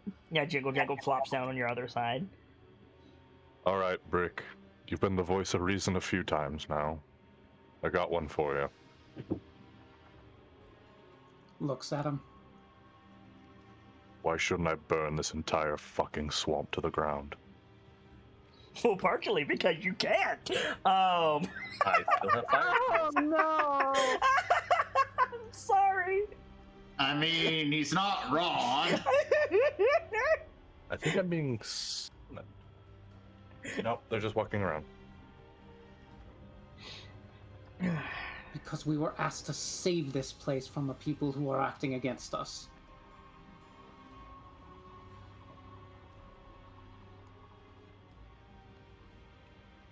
We'll find Wreck, It's and not the swamp that acts against you, Kevin. we'll find Wreck. And if he got sent back to Spring, you said it was? If he got sent back there, maybe we can thin the veil enough here to let him come back. If he got sent back to Spring, you'd know. He was sent back. Either I would be dead, or I would well and fully know.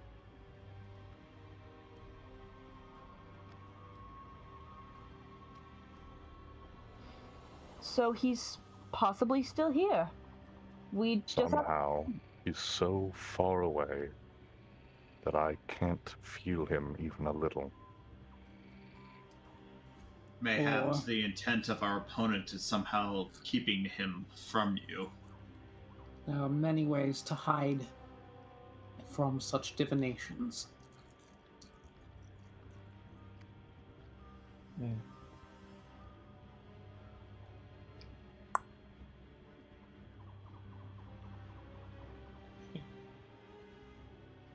I just noticed that my overlay is not lighting up. Oh well.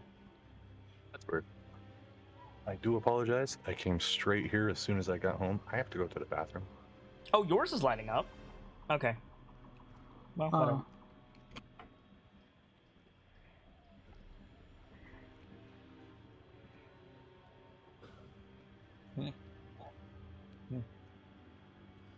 Does the doctor... The doctor knows, like, what psychic damage is, right? Yeah. Can the doctor take a look at Brick's hands, like...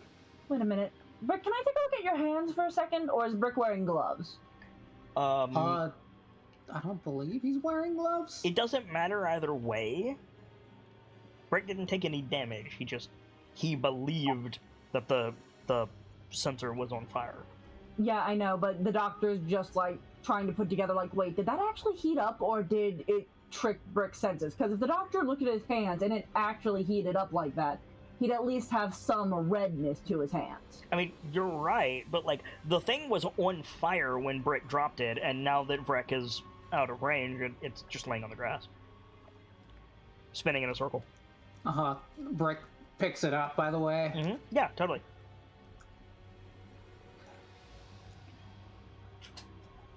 That is incredibly unfortunate. For the record, Imposter is not spinning anymore. Imposter has vented. Yes. Ah! I'm gonna take my psychic damage now. What do I roll?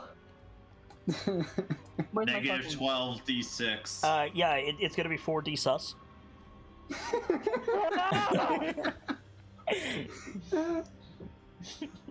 I hate you so much. I hate you. Because you want to know what mental images came to mind? Just someone pulling out a dice bag, but instead of like dice, just a bunch of little crewmates to start tumbling out of the bag and they just bounce. Bouncy, bouncy, bouncy, bouncy. All I'm saying is Among Us is coming to VR, and that raises a lot of questions about the death scenes. I did not know it was coming to be VR, but I do not want to think about this. Too late. I don't even want to think about Minecraft in VR, but that's been a thing for a while now, and it's fucking scary. Minecraft is scary, and it just got scarier with a new update. Yes. Hey kids, do you like rendering lag, and do you like deep-ass pits? So, Jungle Bees, the floor is yours. What would you like to do? What time is it roughly now? That didn't take very long. It's still afternoon. Yeah, it took an hour for Brick to attune. Yeah, That's so all the time that's passed, really. yeah, pretty much. We should get moving. I could be back with reinforcements. The doctor will start packing up her tent. Mm-hmm.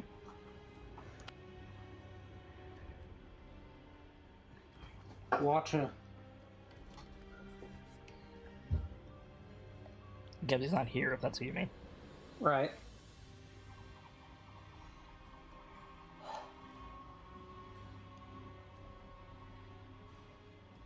So what is your intention? Where are you gonna go? Personally, now that we know that it is that our imposter is gone, I say we go after the Herringon. I say we might need to make it a priority to find Vrek. The real one. Fair. Where would you even start?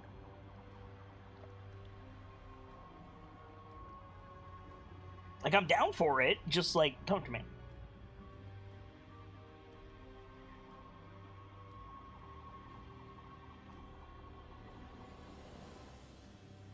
That would require us to go back to where we got. True. Uh-huh. You don't know where that was.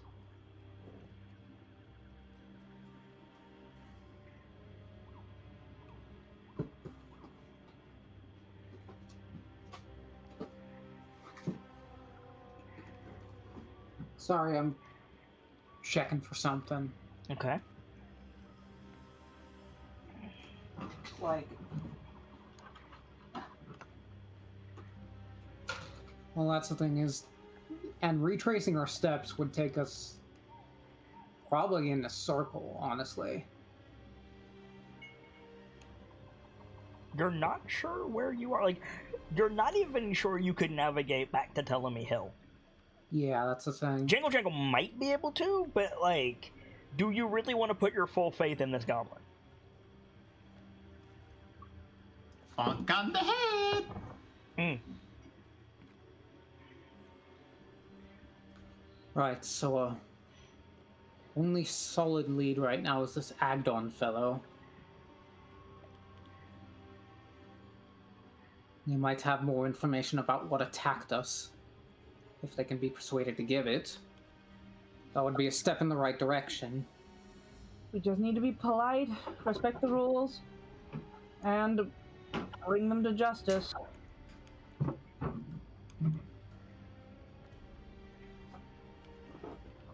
So we going after them then. Adagon Longscarf, the brigand prince of Prismare. It's not Adgon, it's Agdon. Agadon, sorry. A.G. Dawn. Yeah, I know. I just kept transposing that with my vision. I'm sorry. It's fine.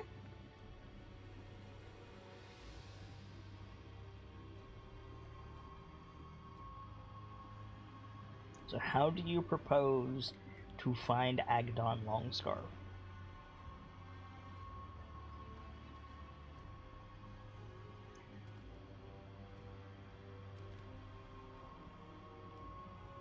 Has the water started going down yet or not yet?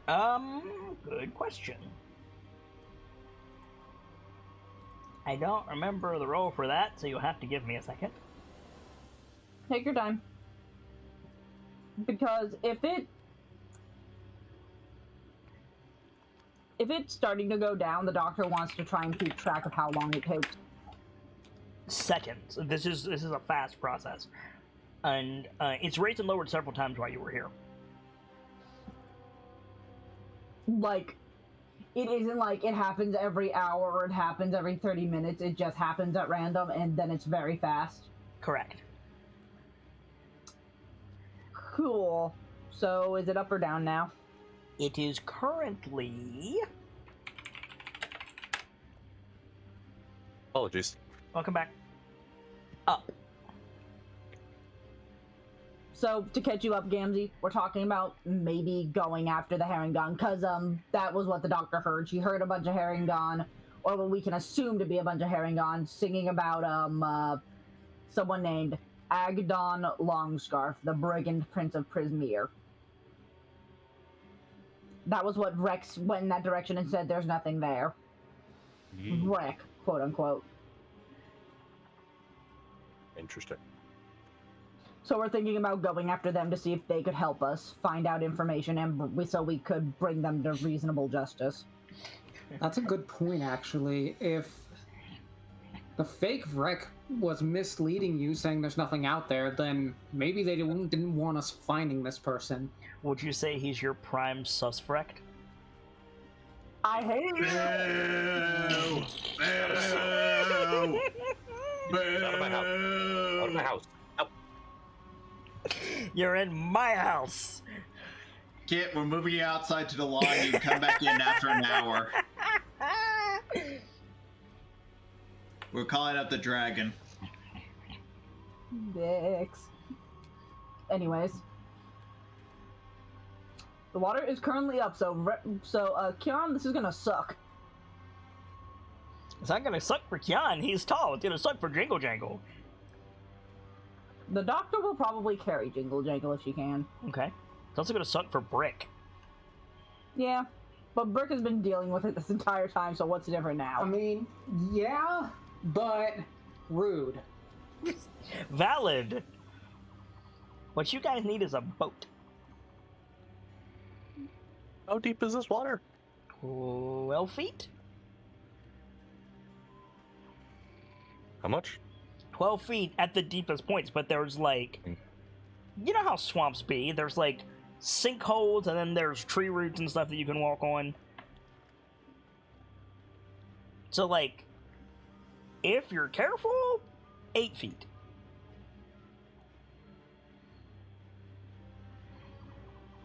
Said we need a boat, and my mind went, I have an orca, but that's dramatic overkill for the idea. Yes. A frog or a snake would be good.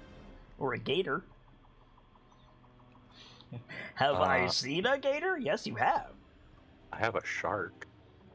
That wouldn't do too well in a swamp, actually. It would not do too well in a swamp, no. If I can have a sheep for a gator. I don't have a sheet for a gator, but I'll let you turn into one.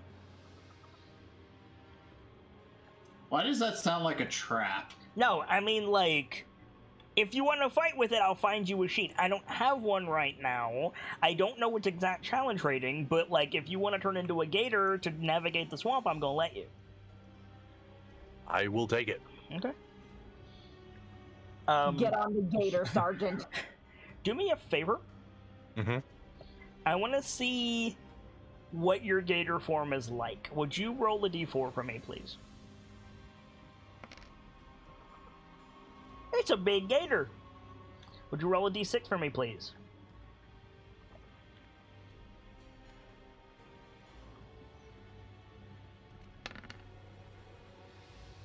And finally, a d2.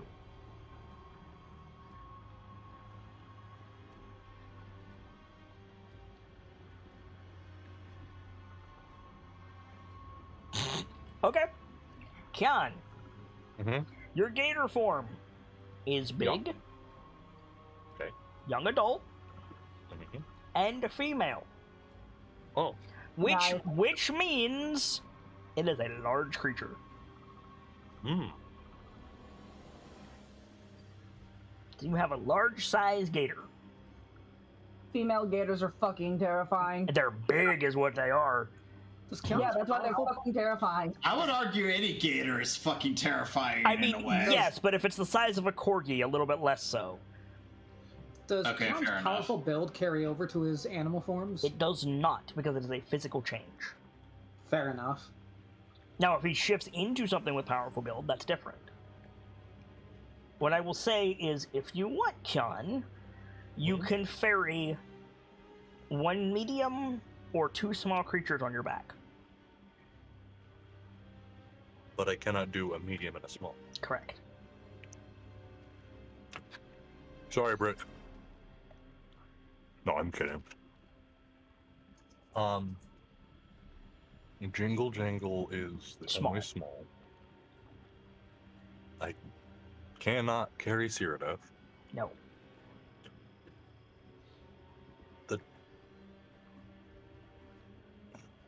So, what do you guys think? Have the doctor carry Jingle Jangle, then Brick could ride with me.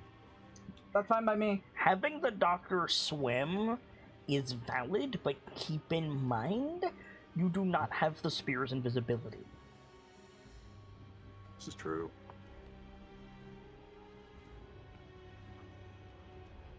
While fair, I mean, it'll get us through. True. Okay. So, Brick is riding on Kyan, Cyrodiil is taking Jingle Jangle, and Cyrodiil is swimming herself? Yeah, since I got the swim speed thing and all. Right. Okay. Just make sure you're posted up as a sentry, Brick. Yeah. My God. Brick. He's sitting on a giant alligator's back with a shotgun. Gator mounted assault rifle. Fucking turn around! I hear banjo music! Quick! Wait, that gator has a gun! Bayou Dwarf. It's almost like I played one of those. You did play one of those. He was a druid. He might be around here somewhere. I don't mean to scare none of y'all, but does that gator have a gun? If you continue like that, I beat you to death. That's the chance I get. There's a hairy child on that gator's back, and it has a gun. I think that is that gator licensed? I don't know. Is that a dwarf or a very hairy child? I don't know, but they have a large piece of metal. I don't know what that is. I'm leaving. Also, they're on a gator. I think I went the wrong way. I've been into the Fey shine too much again, haven't I? Oh my God, that was good. Oh. So, looking like a bunch of extras from Deliverance, what's your intention? Probably to find brigand bitch. Find Agdon Longscarf. Specifically, find Agdon Longscarf. Uh-huh. Who's leading?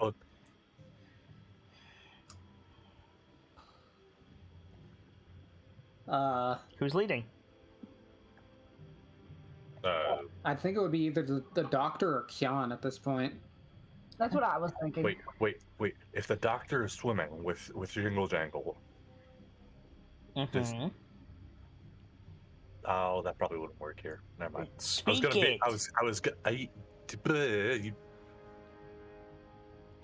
going to. Okay, good. I was gonna say, Jingle Jangle loves them fucking truffles. Maybe she can sniff them out like a bloodhound for us. Well, yes, but but I need to know who in the party. I mean, she will be, but I also need to know who in the party is leading for intent. It matters. I think the doctor might be best because she had the song. Everyone who is in the water, make a Constitution saving throw. Remember, +3. Boop. What's the constitution of a gator? Oh, holy shit! Nat 20. Brick, why did you roll? What? Why did you roll? You're on the gator. Right. Right, my bad. No worries. The Constitution of a gator. That is. I'm checking now. I got it. Hang on. Oh, I didn't find a gator, but I found a crocodile. Yeah. What's the CR of that? 1 half. Yeah, that's fine. Or half, actually, not 1 half. Yeah, that's fine. What's the... I'm 13 plus 1. Yeah, that I figured its con was about 13. Plus 1.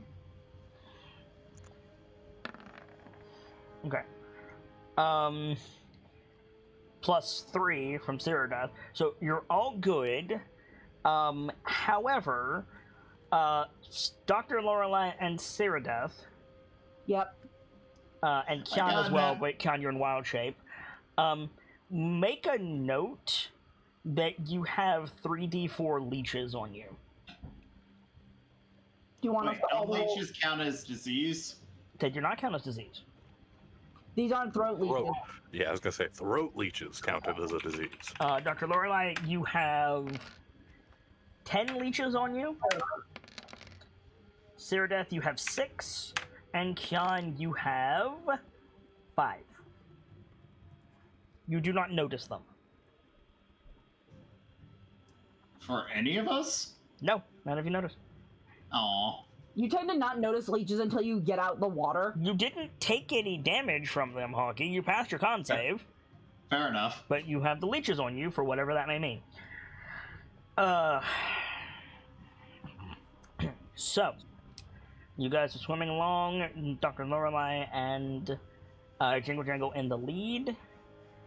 And you're looking specifically for Agdon Longscarf, right? Yes. Specifically for Agdon or the people who work with him. Well, which is it? Agdon.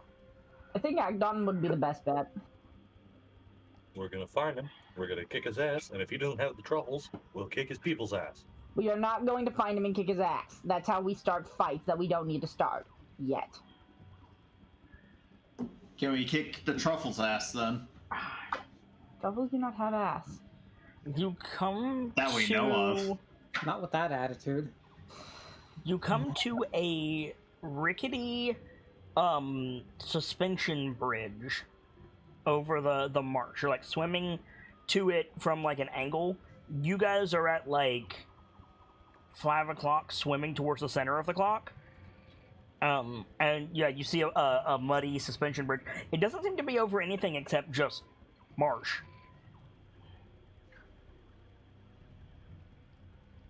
That's interesting. Jingle Jangle, have you ever seen that before? Mm-hmm. What is it? Bridge? Well, yes, but do you know where it goes? She points at the other side of the bridge. Sigh. Fair To enough. be fair, Doctor, you asked a rather obvious question. Crocodile groan. I'm realizing that would be fucking terrifying. Yeah, because crocodiles can growl. They can also trill. You see another one of these bridges, and another, and you realize there's a bunch of them around this section of the swamp. Huh. The doctor's probably, like, seen places, or at least heard of places that do this, right? Usually above water or in high trees. Yeah. Oh, you mean just like suspension bridges? Yeah, absolutely. Yeah, like, cities built with them, too. Mm-hmm. Oh, that's smart. Build it above the swamp. I think we might have our good starting point. Is there any land nearby, or is the water going down? Let's see if the water's going down.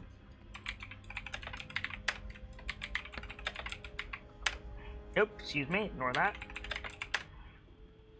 Yes, the water is going down. So yeah, the doctor will, like, brace her legs to start walking again, Yep. and try to look around for a way, like, to start climbing up. All of you who are in the water are soaked through. All of you not being carried are sinking into the mud. Ah. I'm an alligator or crocodile. I'm built for this shit. Yes, you are. Brick's gonna get off. Okay. Since I have a climbing speed and all, does that help at least with navigation through mud? Nope. Damn it.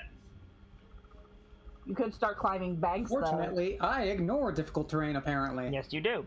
Of a certain level. Uh-huh. But, Brick, when you slide off the alligator, you see that its flank and belly are covered in leeches. Oh. Ew. Big, nasty things, too. They're about 3 inches long. Awful. You guys are going to want to check yourselves over. I see leeches all over water. The doctor just squirms a bit. They're so massive here. Do leeches still get used in medicine at this time period? Sterilized ones, not ones that live in a swamp. That's what I was asking. Like, do leeches at all still get used in medicine or not? Yes, they're used today. Are they? Yes. What the shit?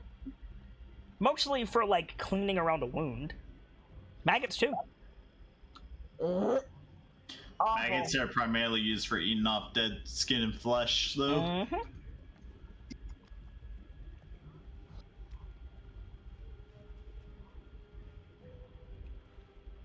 Jingle Jingle's sitting on your shoulder, Dr. Lorelei.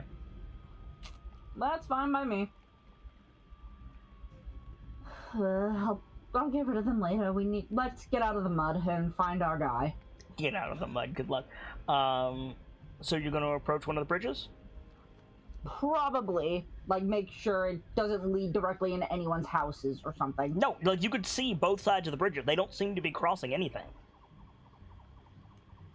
But yeah, the doctor will, like, hop up on the bridge. Make an athletic check, because to get on the bridge, you have to climb a ladder. Can I convince you acrobatics? No. So, I have green flame blade still. If I, like, pull out a weapon, light it up, and just touch it to the leeches, can I burn them off? Green flame blade is Green flame blade is a cantrip, right? Yes. Then yeah. That's about average for the doctor. So you go to, like, grab one of the wooden posts, uses the ladder to climb to the bridge, and it just snaps off in your hand. Squeaks and probably falls backwards into the mud. Nope, not going up there. Nope, no we are not. Probably felt a few leeches squish. Yep. Squish it washed. How many of them do you think? I couldn't tell you. How many? Who are you beflaming, Brick? Each of them in turn. You can only see Kyan's. Okay, yeah. Yeah, so I'll get Kyan's first. Okay. Kyan, you're getting spot welded for leeches. Spot weld. Gator noises. This right here is how we clean up our gators here in I the need swamp. to specify, this is a large reptile. Brick is, like, walking paces to get across this thing's body. Like, this is a big man. Big woman. Big woman, thank you, yes. That just feels very redneck, like using a welder to clean off your gator. Right? Gamsey, you with us? Brick, you have officially become one with the swamp. Checking something. He is muted. Okay. So yeah, you managed to spot weld the fire off of Kyan. What's your next move? Cyrodiil, what are you doing during all this? I think Cyrodiil, if we're doing leech check, I think Cyrodiil is trying to see how many leeches she's got stuck to herself. How? You're covered in armor. Curse the armor. Well, not like literally curse, just like, oh crap. Mm-hmm. Probably just worry about it till later. The doctor's, like, feeling along her back and legs, trying to, like, pull them off if she can. Okay. Probably, like, gentle squeeze around the mouth area to try and get them to unclamp. Make a sleight of hand check.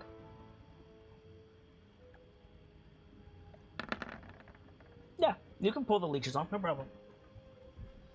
And then there are the ones that got squashed when she fell, and she just shivers a bit. Ugh.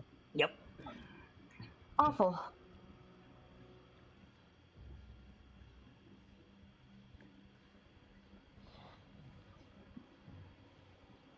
Once we're somewhere a little more convenient, Dame, I'll help you with the leeches as well. I don't think you want to take off your armor in the middle of the water. Well, mud. Probably not, no.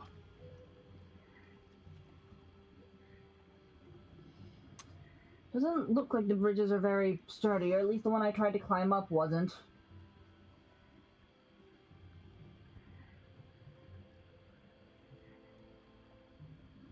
So, what do? Do we just start asking to see him? It feels like it might invite trouble.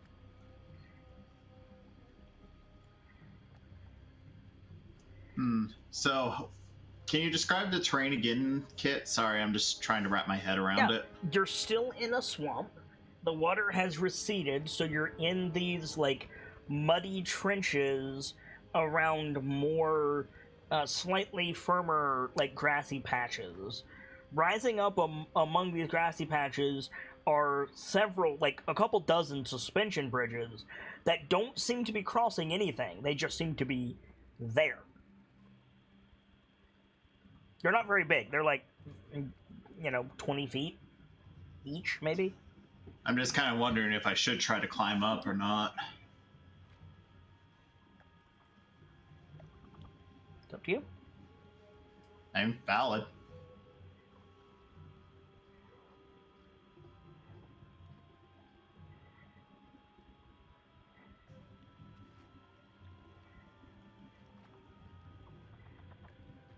What do you want to do? Anybody? The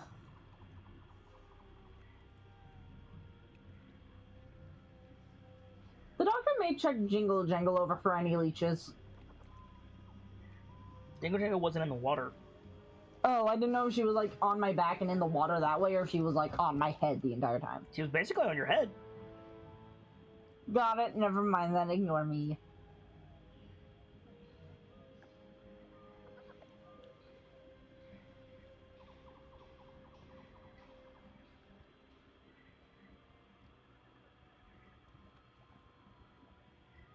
I think the doctor might just start trying to climb one of the trees again. What trees? I didn't say anything about trees. Yeah, there weren't trees. It was just like a bank, basically. Mm-hmm. Then the doctor's gonna try and climb the blood bank. Well, if the doctor's gonna try, You already climbed the bank. You went up to one of the bridges. Oh, I was confused. Sorry. No worries. Oh, I apologize. Welcome Father back. Gamzelis came down. First of all, ungator. What? Once. Oh, as in he's going back to normal. Yeah. Ungator. Gotcha. Sorry, I probably should have enunciated that better. Yes, I would like to ungatorify. You are Khan. Well, only thing I'm probably missed today. What's the story with the leeches? Britt got him. Awesome. Yeah, I burnt him off you. Because someone can't do that themselves anymore. Ouch! Damn! I could go. To be Break fair, I down our think- lines we do not cross here, son. to be fair, I guess Produce Flame is on the druid list. Base. Yeah. The doctor did also just kind of gentle squeeze them off. The doctor walked up to one of the suspension bridges and snapped off one of the ladder rungs to get up to it. Fell backwards into the mud and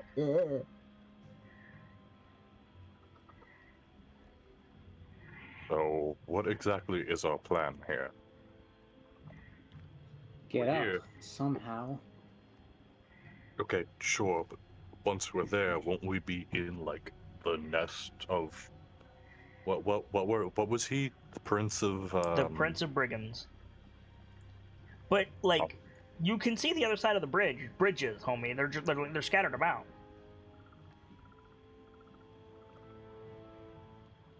It just leads to more swamp.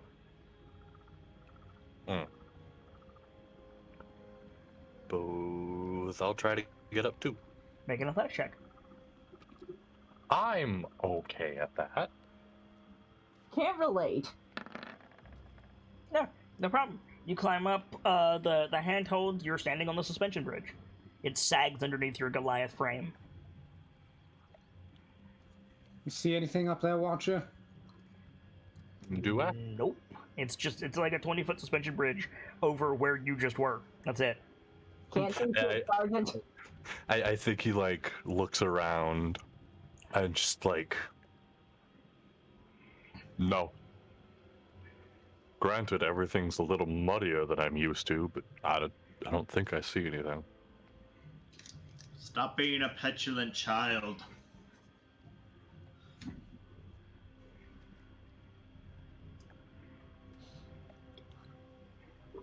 I'm terribly sorry that me getting used to not having abilities associated with my sibling being nearby is starting to bother me.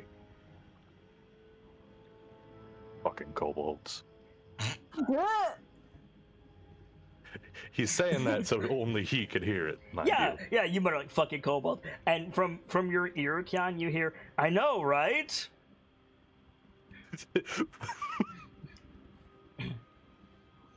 The most undignified scream a Goliath has ever let out. Oh my god, my immediate response was almost, Haymaker! But this is Kian, not Sokka. I mean, you can! You can! You wanna throw hands? You can! Please don't throw hands. Throw hands, accidentally yeet self off a bridge instead. I think instead of like throwing a haymaker, he does that like staggering jump step away. Yeah, And like puffs a produce flame in his hand. yeah. Just holds it. Like standing where you were on the bridge with his arms folded is like a 5-foot hare wearing like a tunic. It just folds his arms, stares at you.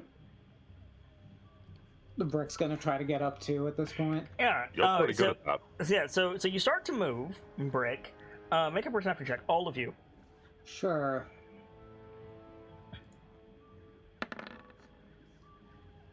Awesome.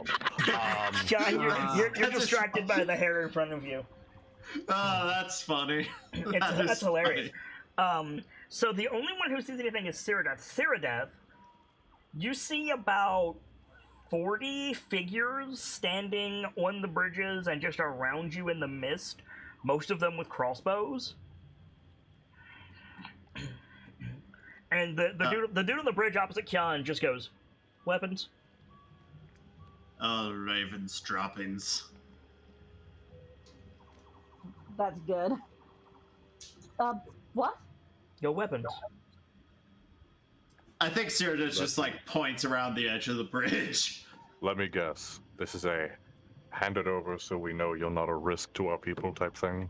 No, it's hand it over so that we can see what the value is before we kill you. Deep sigh. Jingle Jangle just goes, black and blue, and just throws her flail down. Listen, we aren't here for trouble. You're right. I think they think we're here to die, Doctor. Well, we certainly aren't here for that. Is anybody taking their weapons off? Well, After this dude declared he's gonna kill us anyways? I mean, Cyrodiil isn't. Fuck that. Okay. I think the doctor might like start taking off the rapier, but she has every intention to like try and keep some of her weapons on her if she can. Yeah, Jan hasn't had his hand axe in a while. That thing is still in his pack. you still have the great sword, though. No, I don't. I handed that over. Okay. So you don't have any weapons, Ken. Yeah, he like pats his waist. Nothing. Size. I'm a caster. What do you want? You'll focus. Or, sorry, what do you expect? You'll focus.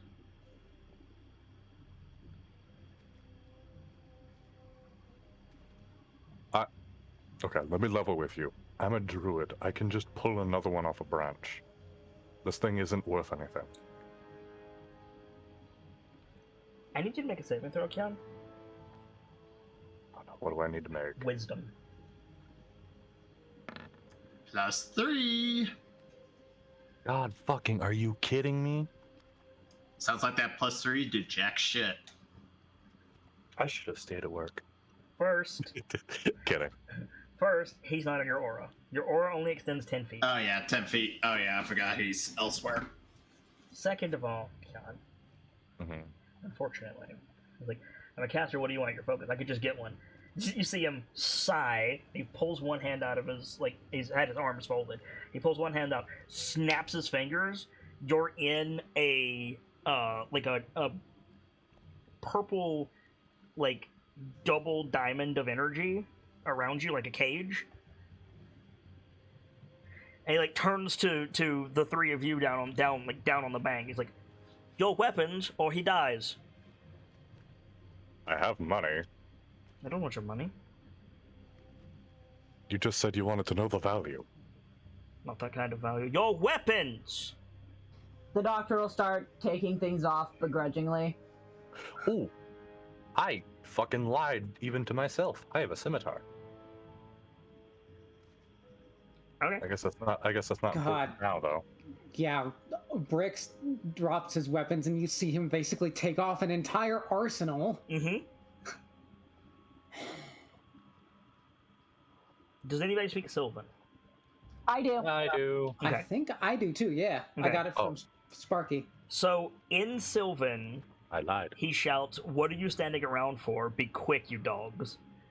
And, yeah, like, several cloaked figures, like, they're moving low, like, very, very, like, ninjas in the mist. Like, duck in, scoop up, jump away before you can get a good look at them. The doctor's keeping a particularly close eye on Scratch's rapier. Make a perception check. Make a perception check with disadvantage.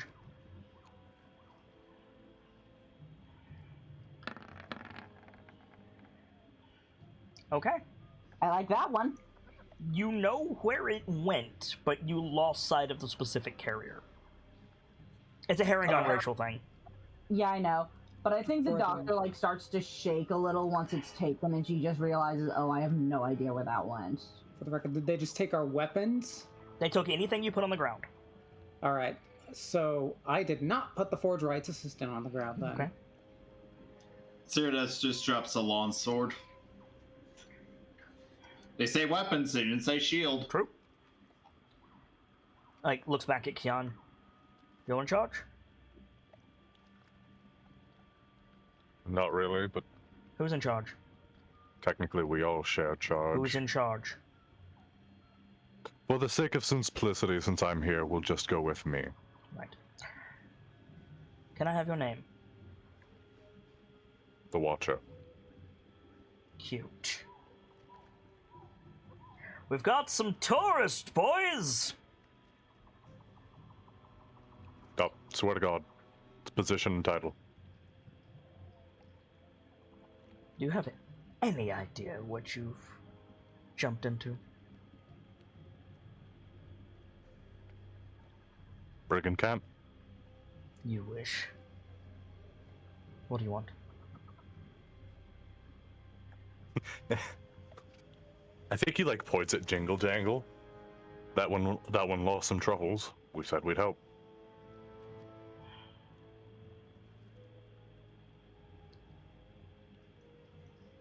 You see his eyes light up like purple, like the same purple that you're surrounded by, Kian.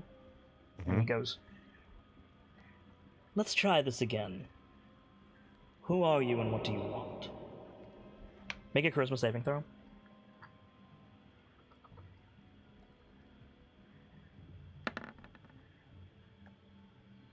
He casts suggestion on you. I am gonna scream. He cast suggestion on you. He said, who are you and what do you want?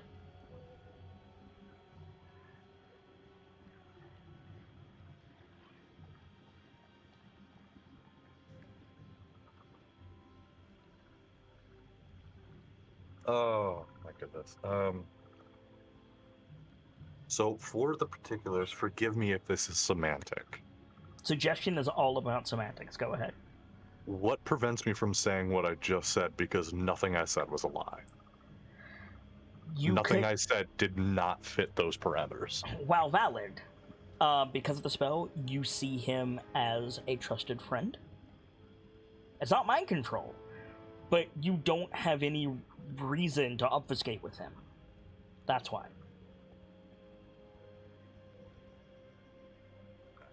I mean, still here being the spot that he's at, though. True. Now, granted, the here part, he might go more into, oh yeah, I'm Kian, blah, blah, blah. But the here part, I'd still say jingle jangle. So, That and mostly we're, I guess, it revealed to him that we were looking to gather information. yeah, he'd probably. How do I word it? Do you hesitate?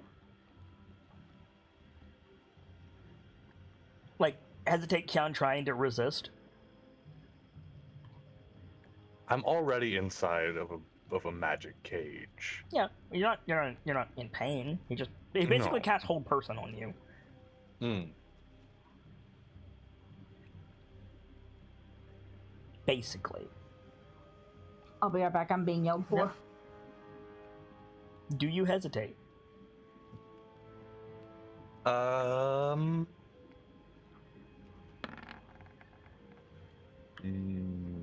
Yes. Okay. So you hesitate. He knows the spell worked. You see him like make a frustrated noise. He looks over the side of the bridge. He says, "Take them." All of you need to make dexterity saving throws. Excuse me, Sure. strength saving throws. Difficult. Well, Doctor, I think, is still near me, and mate, is the Sergeant still near me, or no? I think so. Okay. Yeah, so that would be +3 to that roll. Yep. Take them. Hold on. I can tell you. Just give me a moment to get my words straight. Okay. Remind me to have the doctor make it when she gets back. So... I'm back. Perfect. Oh, Make well, a there strength she saving is. throw with +3. So, Brick, you are overpowered. Jingle Jangle is overpowered. Ceradeath is not overpowered. That's going to be a thing. And Dr. Lorelei is overpowered. So, Kian, you see... I've been rolling like ass tonight. You Jeez. see the Doctor, Brick, and Jingle Jangle like thrown into the mud. A cloaked figure like mounts their shoulders and puts a knife like down around their throat. Ceradeath, you get jumped by two of these things, and like you throw them off like the badass that you are, and you hear you hear the guy on the bridge in Sylvan say, "Shoot the Dragonborn!" Well, I don't know that they say that, because I don't know Sylvan. You don't speak Sylvan. Kian hears it. I actually was wrong. Oh. I don't have Sylvan like I thought. Okay. The doctor hears it and probably just looks at Ceradeath and like tries to shout duck. Yeah. So basically, you all see like the cloaked figures around you in the mist, like move up into a firing position. This is gonna suck for you, Ceradeath. I'm sorry. Shield Master! Yeah. What's your armor class? With the shield, it is 26. Okay. Each of these is a +6. No, Jesus Christ. So I have to roll a nat 20 to hit you. I see 3 in there. Three hit. Jesus! So just crossbows twanging. There's a volley of arrows comes down around Ceradeath. That's gonna. I feel like this is kind of like a weird version of Boromir seeing Lord of the Rings, where just like suddenly I'm blocking all of them, it's just suddenly like, ugh, ugh. Yeah, basically. So you're gonna take 43 points of damage. I'm at 39 HP. So you're unconscious. Eh. Alright, so skewer with arrows. Ceradeath falls to the ground. Go ahead. The doctor screams. Yeah, one of the Harengon like comes over, pours a potion in her mouth. You're at 1 HP. After getting you on your stomach, 4 Harengon hold your limbs down, and another one holds a knife to your throat.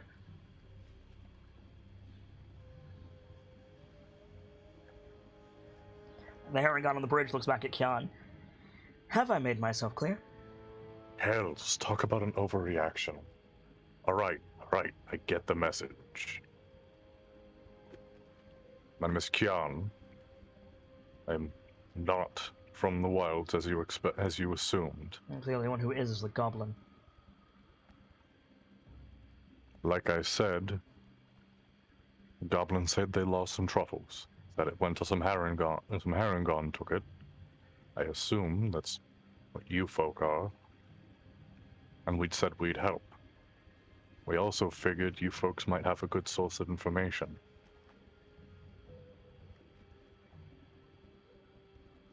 The problem is, anything you have to trade, we can just take from you. Unless Doesn't you that even break have one any- of the laws of the land? What laws? No, sorry, the rules. I know what you're talking about. They don't apply, they're gone. Last I knew they did. It's not like they have total control yet. Yet, being the operative word. When If they we have do, anything- we'll be rich.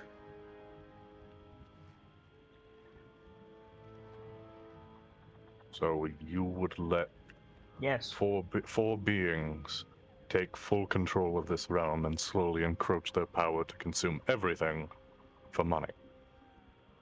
No, not money, you tourist. Rich. Humor me. What do you define as rich? Wealth. Currency. How is different plane different currency? Because gold has no value. Right. Okay. Fine. I lied to you twice. I apologize. Kill the goblin. Do absolutely not kill the goblin. You're wasting my time.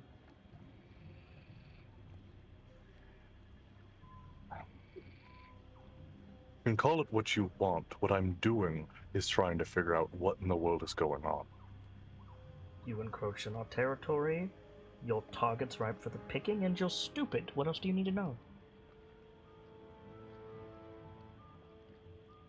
Your price for us leaving.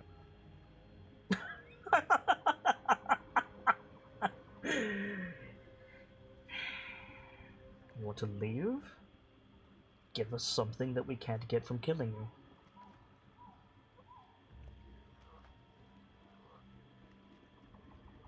Okay.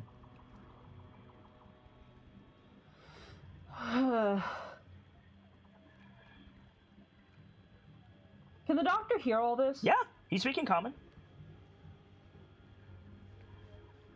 The doctor offering up from the ground. I'm a medic. I'm trained in medicine. I can help any severely injured. Doctor. Say another word. Please. Is that like a challenge or is that a threat? That's a threat. The doctor is going to shut the fuck up.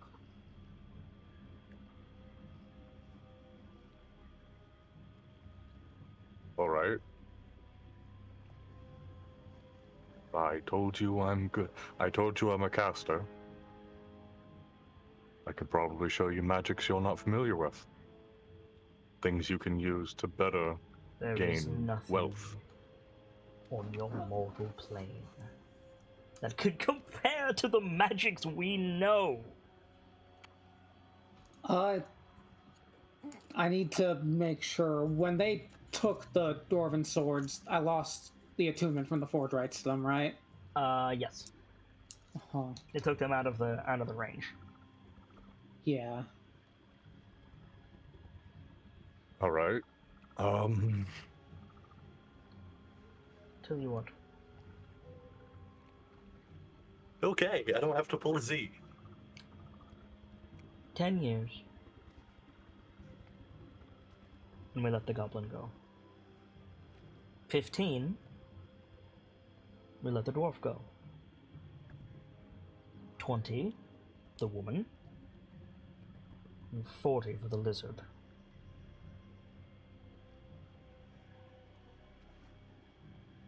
Oh, so this is how I lose Kian. Old age.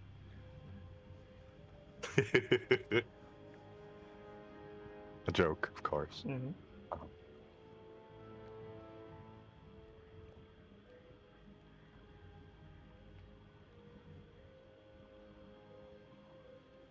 Won't say no yet, but want to make sure we have everything on the board possible. You have the clear upper hand, so I have to try and figure something out. You understand? It's how negotiations work. I'm on the lower plinth, I have to find something. Stop talking. If you want to negotiate, fine. Keep blathering, and we cut off the dwarf's beard.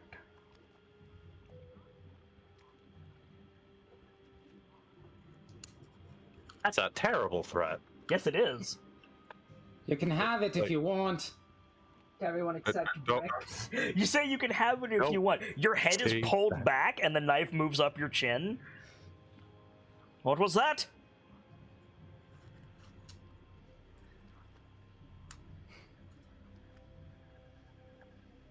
I said, take it. Not that long anyways, it'll just grow back. I'm gonna be here 20 years anyways. He starts laughing. You cut your beard off. Okay? Ear to ear.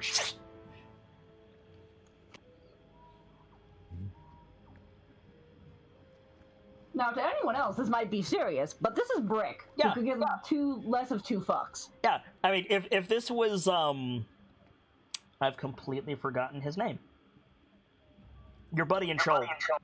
Old fuck, what's his name? Musharib. Musharib. Yeah. If this was Musharib, he would be screaming right now. The herring on the bridge actually looks disappointed. Uh-huh. Looks back at Kian. All right. Yo. All right. We'll try the We fish's gills next.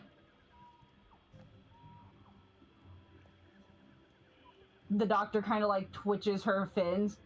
Technically, they aren't my gills, but I Your head is prefer pulled them. back. Okay. Raises an eyebrow at Kian, like, well? Alright, alright. Since it's clear we're likely to die anyway, how about we put this a step further? A challenge.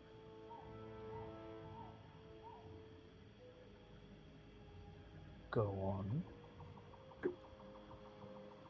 A fight between the best you've got and me. No. You win, I give you 60 years. Better idea. A race. A race, huh? Mm-hmm. Your fastest against your choice of us. You win, we'll give you your truffles. You lose, we take your years and your memories.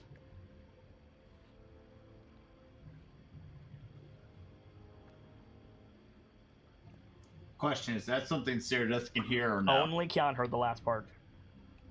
Okay, that just wanted to confirm.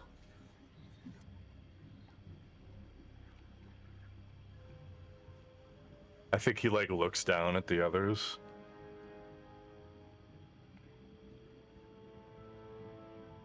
Well, in the old ruler's name, I guess you've got a bet.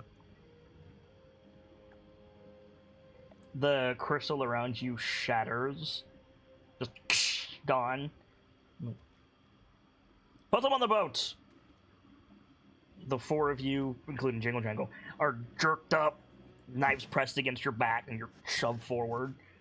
You, with me. Lead the way. You're taken to skiffs, flat-bottomed boats, held by poles in like some of the water that remains even when the swamp is down. You're all loaded into like separate ones, like you're not kept together. And Kian, you're ushered into. It's not like bigger or ostentatious. It's just another boat, and the Harengon jumps in. A couple others jump in. And you're all like pushed off into the swamp, and you paddle for a bit, and eventually you see this tree stump come into view. It's 4 stories tall, about as big around as an office building, but it's a stump.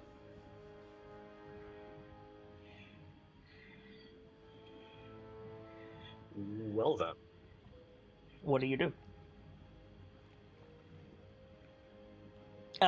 Those of you who are not Kian, your hands and mouths are bound, by the way.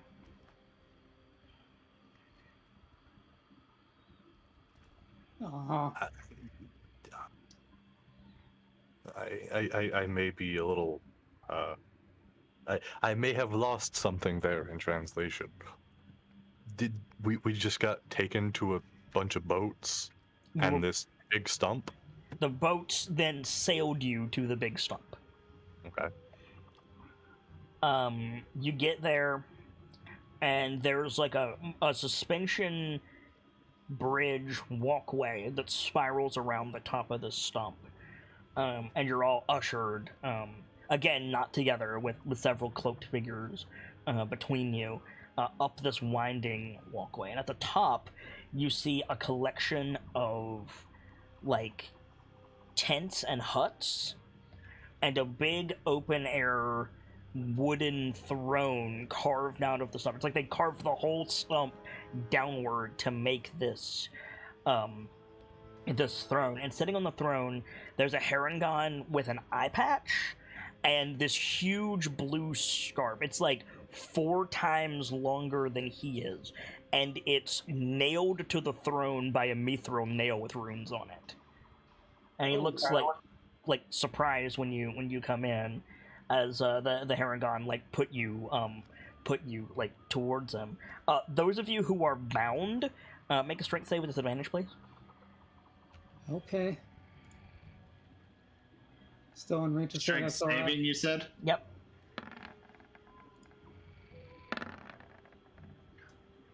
Okay, apparently tonight I'm not doing too bad. No, you're not. You're all, like, they attempt to force you to your knees. The only one that's successful is Dr. Lorelei. But when Brick and Cyrida, if you don't kneel, then you see them, like, pulling out knives. Fine, he'll kneel. I need to start shit. I think defiant look, but like slight, but still taking a kneel. But it's definitely a look of like, oh, you're going to regret this later. God, Brick looks rough. There's no way they gave him a clean cut. No way. Mm-mm. What is it with the Crown Crew and encountering kidnapping hostile forces? Because reality, aka Kit, hates us. I don't hate you. If I hated you, you'd be dead. No, I figured you just find it more entertaining to toy with us. In defense of my statement, this is like the 3rd time we've been in this situation. You're right, it has. Are you going to kneel with them, Count? I don't see a reason not to. Okay. Your escort goes over to the Harengon on the throne, and they have a back and forth for a little bit, and then he steps to the side, and the Harengon on the throne sits up a little bit more, and he says,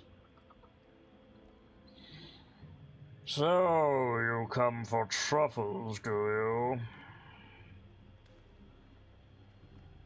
The initial intention was truffles and information. Now, one of those has made themselves a clear bit more trouble than planned. And you've agreed to a race? I have. He does that very, like, rabbit thing where he, like, stomps his foot repeatedly on the ground, and all of the Harengon do it. Normally that means hanky, but I don't think that's what this is. I'm sorry, I said that out loud. Where did you come from? Specifically. The doctor Sure. opens her mouth, closes it. What is a chult? He's not looking at you, he's looking at, like, the advisor. The dude gives him, like, a helpless look. You, green one, forward.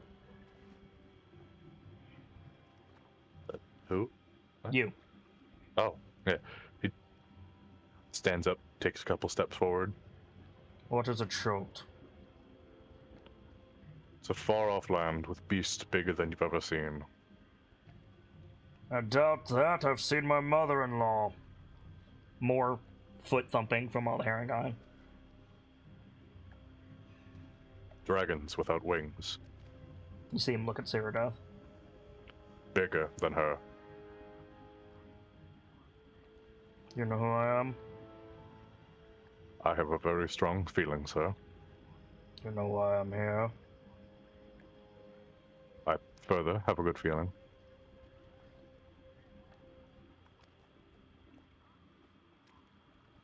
Do you think, realistically, you can beat one of my men in a race?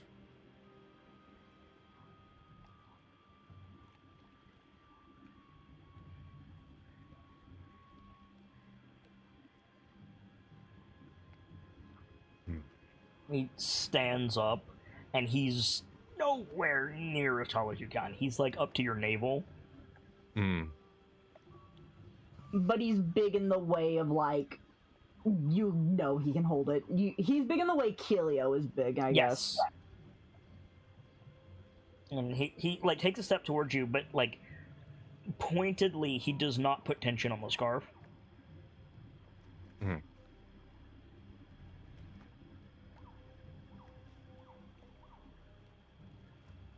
Forgive me. My words come across as rude, sir.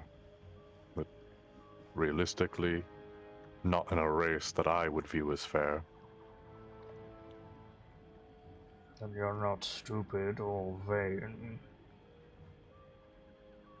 What are you doing in my territory, then? He, without looking away from the guy, gestures back at the group. The goblin with us. They said that they lost their truffles to a group of Harangon. We agreed to help, and we figured you would also have a good source of information.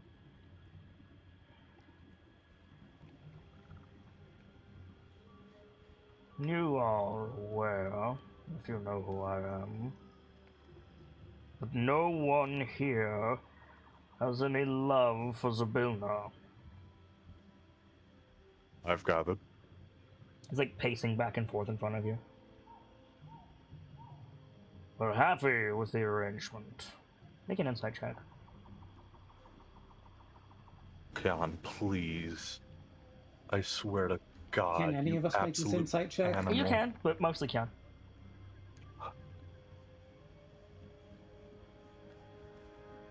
Yeah, I'll go ahead and roll it. Yeah. Okay. First bad roll of the night. You actually all rolled high enough. That last statement, we like the way things are, two things come to mind. One, he's not talking to Khan when he says it. Two, he's lying. Can I try to bite through my gag? Sure. They will stab you, Yeah, sir. like...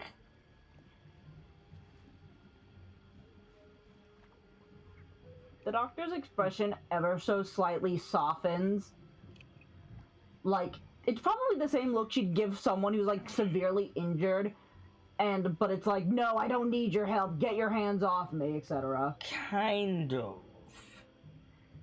Like, if I say Rorschach, you know who I mean? Not the scientist. The The comic book character? Yes. Thank you, I was about to say. Yeah, I know who you're talking about. You get, like, Rorschach vibes from this guy. Not full crazy, I'm gonna fuck everybody up, unhinged Rorschach, but, like, in the beginning, when he's starting to go nuts, you get that vibe from this character.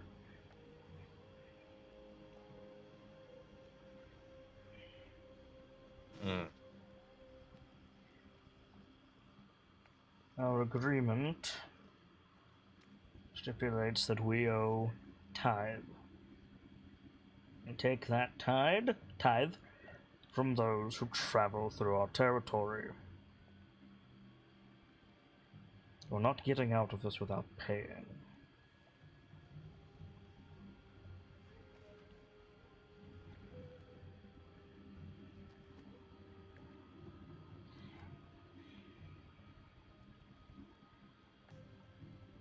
I understand. Let's get the ante out of the way, and then we can talk business, Boss! Did I stutter? Like, looks over at the advisor, who shuts up. You pay the ante. We'll talk like gentlemen. Name your price. He whistles, and a different Harangon walks out carrying a gourd. It's just a simple looking, like, sake gourd, except the spout is not in the top. It's in the side of the smaller sphere. You know how a gourd kind of has two spheres? Mm-hmm. The upper sphere has a silver nozzle on it. And one of those Kool-Aid spouts, or not Kool-Aid spouts, water cooler spouts. Yeah, actually. And the new Harangon like comes up and holds it out, and the Harangon with the eye patch takes it, and nods at you, and he holds it out to you. Take it. You take it? He doesn't. He doesn't let you take it. Okay, then I misread that. Mm-hmm. You said hold it out. I didn't. He holds it out with the spout facing you. Okay. I was gonna say, if it's not the kind of holding out like take this, then he's not gonna try to take. Okay, yeah, understood. I misunderstood that. My apologies. The price of business is a memory. We are bound by fate to tell you the specific memory. Our price, from each of you, minus the goblin, we have hers, is a feeling of delight from receiving a gift.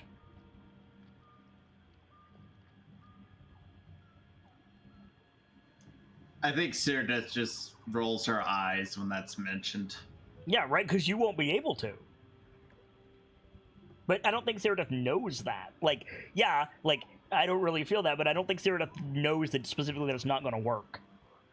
Well, right. It's just more of the light. It's like, yeah, right. How badly do you want to do business?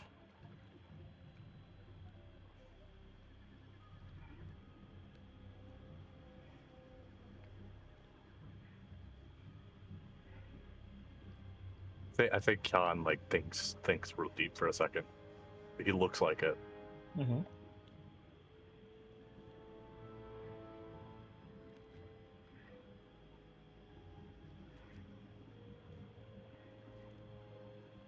I think real quietly he mutters to himself, "Oh, Zabilna, if you don't find a way to get this back to me when we get you back." Mm-hmm. And so before I say this, I've got a dumb question. Mm-hmm. Sure. That it's about the current, so to say, timeline. Yep. Is Solvi born yet? No. Okay. That would be so fucked up. It would be. It was of being given a gift. Off that question, there's a lot that you could go with. Yes, Don't you're judge right. me.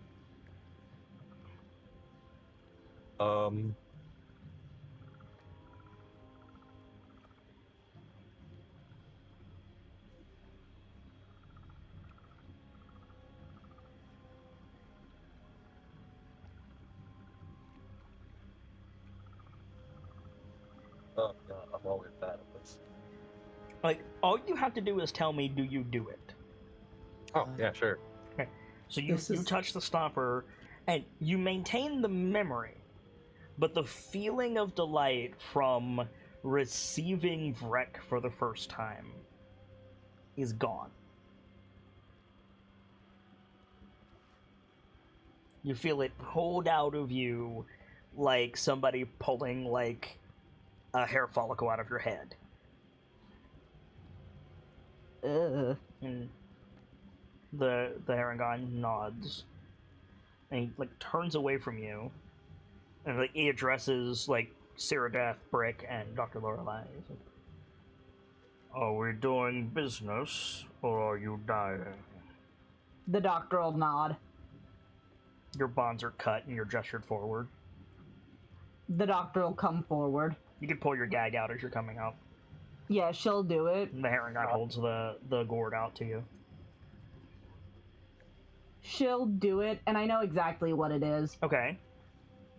The pride she was given when she was told, congratulations, Dr. Zulisu Lorelei. Yes, absolutely. She's giving, like, one of her most important treasured memories. It's not the memory, it's just the delight that comes from it. I know, but still.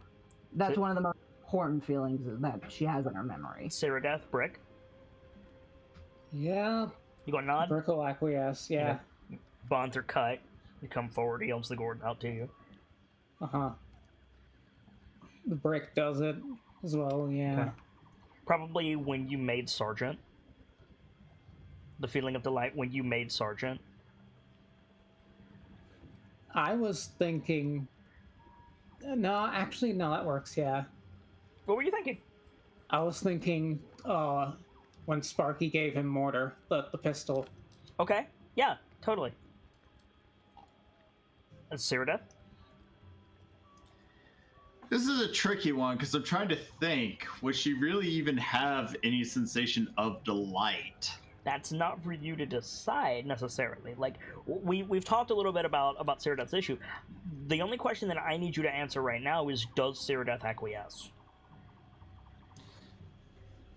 I think so, yes. At least in this situation, especially being on 1 HP. Yeah, so your bonds are cut, you're led forward, you reach out to touch the spout, and nothing happens. Not only does nothing happen, but the gourd turns purple, and the Harengon drops it, like it bit him.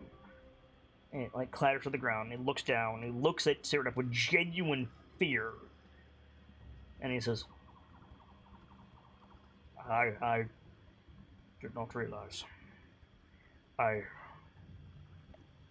was simply doing as I was instructed by your sister.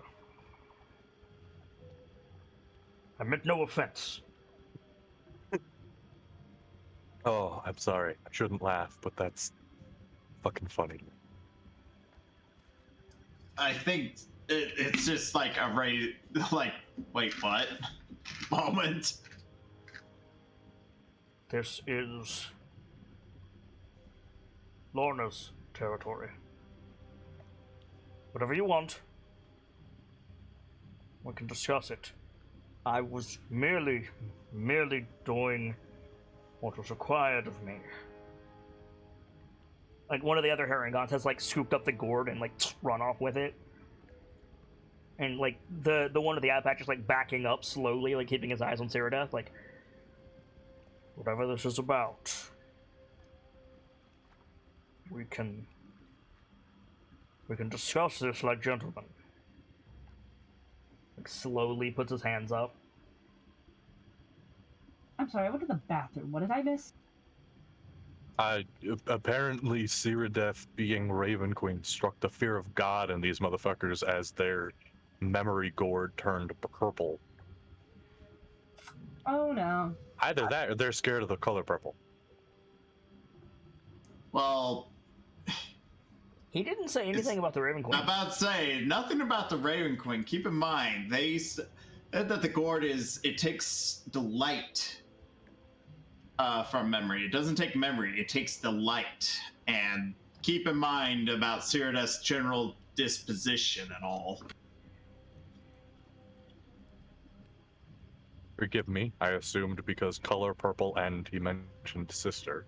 Do they, I'll be right back. like, still looking at Ceradeath, do they, gestures at Kine, Brick, and Dr. Lorelei, work for you? I'm trying to think if Ceradeath would. I'm trying to think in character if Ceradeath would pick up enough to be like. There's a mechanism for this. Roll insight.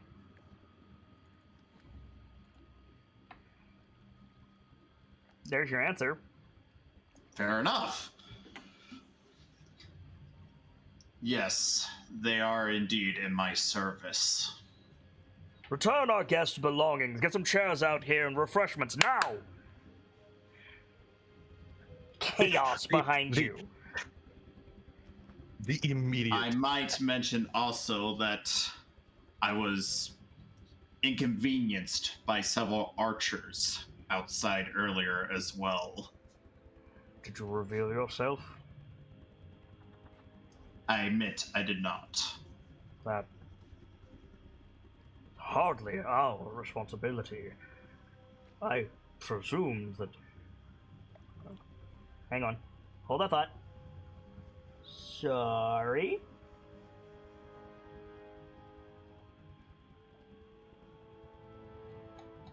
I need the names. Where are they? Okay.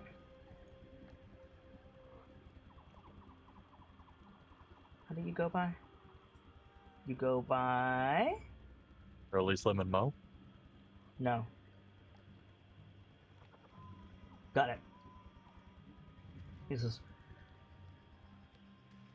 I presume an agent of Madame Helene would want to move unseen. He's still got his hands up, by the way. I'm back. Did I miss anything? Name drop. I am known as an agent of Madame Helene. Who the fuck?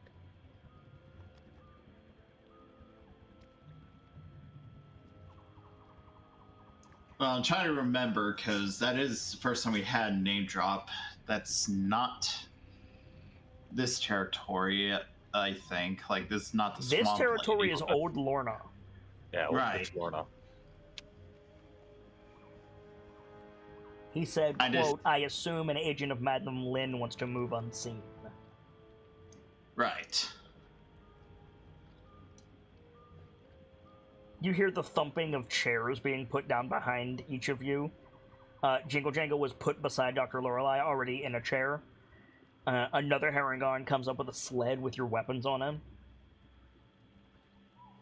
Oh, these motherfuckers are scared. Yeah, they are. Yeah, they are.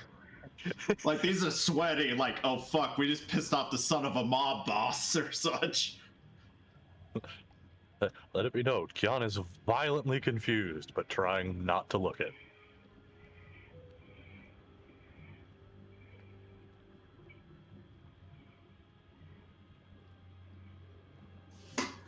I think Ceradeath is at least, especially that insight, realize it's like, okay, they think clearly I'm someone, I do not know what it is, but it's clearly working to our advantage. We need to keep it up as long as possible. Will you have wine?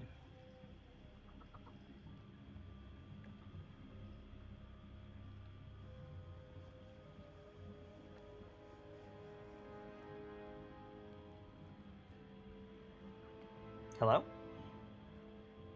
Hi. Sorry, just IRL. Will you have wine? Right. Sorry, I'm just No worries. stomach.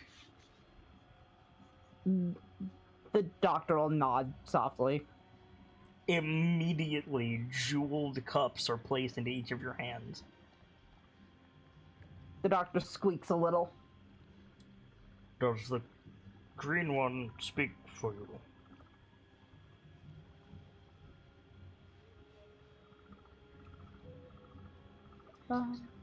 I at least let my agents speak their minds just to gain potential insight. That's not what he's asking. Oh. He's saying, like, Kyan was doing the talking before now that you've quote unquote been revealed, like, is he going to continue? Like, should he address you or Kyan? Yeah, that is a valid question. I'm giving you an out if you're sick. Now, If sorry, what, Gams?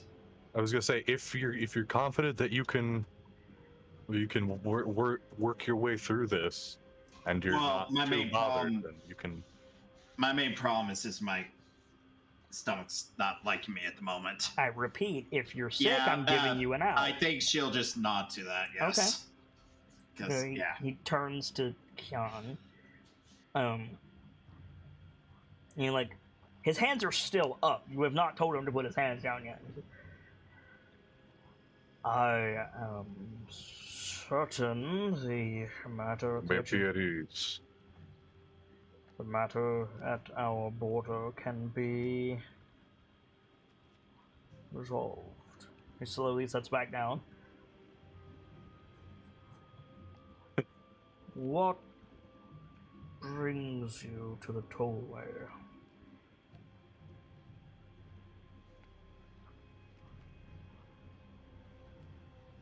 We found use once in the goblin. Nothing I have told you thus far untrue. What does Madame Lin want with the goblin? Jingle Jangle goes, Who? do you shush her? Probably just like. I think Cyrodiil just, like, gives her a glance. That's not gonna work on Jingle Jangle. Oh, fair enough. I think Kyan like turns as you go and is like, I'll explain to you in a bit. Just play with your keys. How do you spell that person's name, by the way, again? The name drop? I didn't spell it. I'm just trying to write it down. Madame Lin, like the name Lin. Lin? Like lint, but without the T. I'm Okay. not telling you how to spell it. Alright, fair enough. A bit different.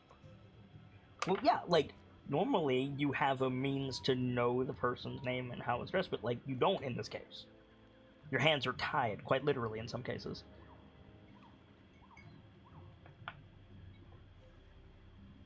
I'd assume the name would be more important than the spelling. Okay. It is. Madame Lin is the name. If you find out who Madame Lin is, I will gladly give you the spelling of her name. But you don't know right now.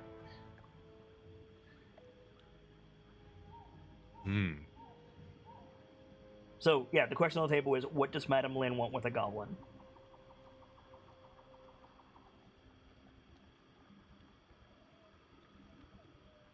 The goblin is rather protective of its collection.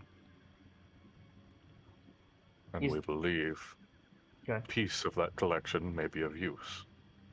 You see his eyes fixate on her, like, key vest, and he nods slowly. Let's see. There are external forces that make it in our best interest to have this go amicably. So we agreed to help in exchange for their help.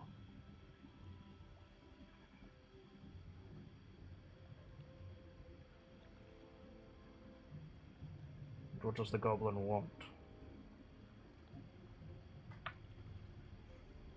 Bluntly, it seems truffles and friendship. I think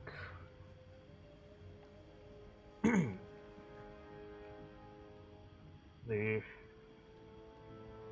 ever benevolent and always ravishing Bavlorna Blightstraw can forgive us for returning one meager bag of truffles. So long as it makes the sorry. So long as it makes them happy, it should work plenty. Do you hear that jingle jangle? Jingle Jingle nods. And yeah, like a little bit later, Sean, actually no, Ceradeath is given just a burlap sack that smells vaguely of feet.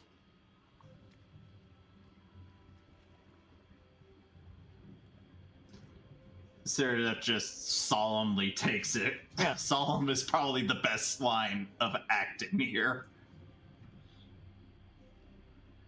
I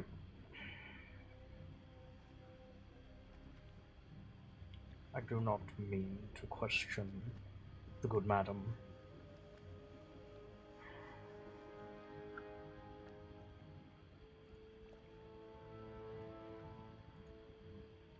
But why not have the goblin meet her bitter end? As I said, there are external forces that make it more beneficial for the goblin to be our friend than another cost to the cause.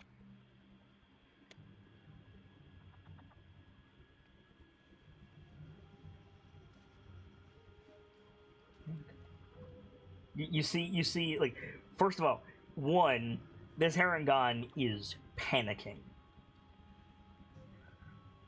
And two, he's very confused. He's trying to figure out what is happening because, like, seeing you, like, with your weapons returned, like,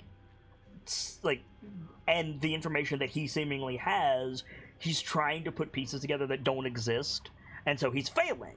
And so he's like, what? Like, he's growing increasingly concerned. He's trying to figure out if basically he's going to die in the next few days or not. Yes, actually. And he says, like,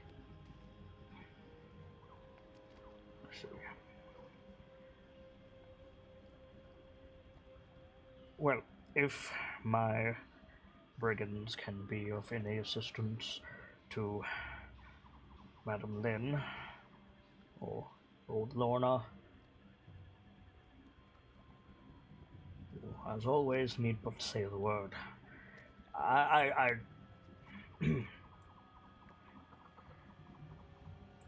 my scouts have received a report that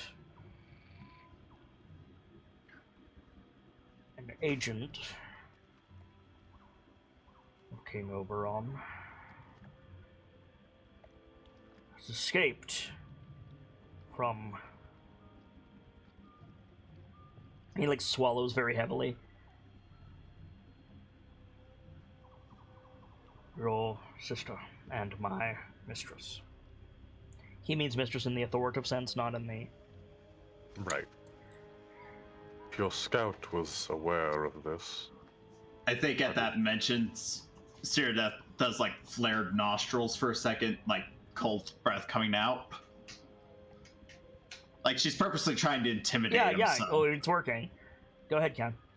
If your scout was so acutely aware of this occurrence, why did they not get involved? We have no way to travel between hither and yon.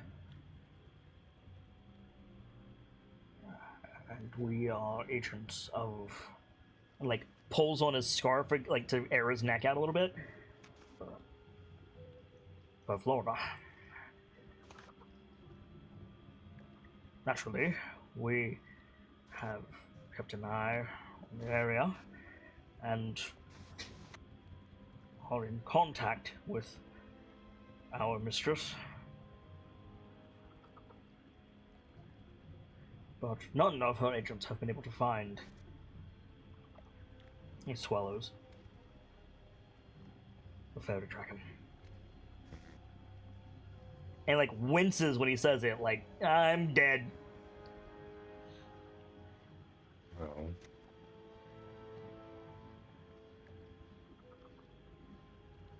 That creates difficulties, doesn't it? I'm sorry, can you repeat that? Because I kind of was distracted. He said that creates difficulties. No. Your part, Kit. He said, like, we're looking for him, but no one who works for Bev Lorna has found the fairy dragon.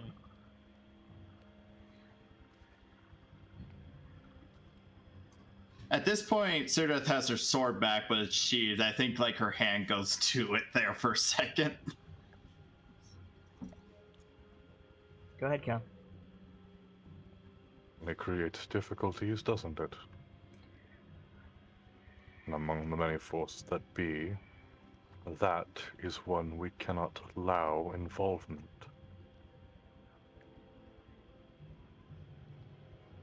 This thing, does- Jeddick. The two Herringon from before pop out. Double the patrols, triple the patrols. Find me that dragon. They run off. That does bring a question to my mind, however. I think Jan like brings up his leg and like crosses it over the other one. I do hope you'll understand the situation this puts both of us, and you'll be honest with me.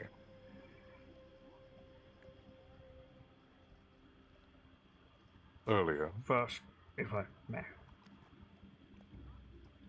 Was not expecting armed envoys from Yon today. Much less posing as tourists, much less brought by goblins that we have recently victimized, much less agents that I do not know. as said by yourself earlier, why would we want to be known to be moving? Are you familiar with my story?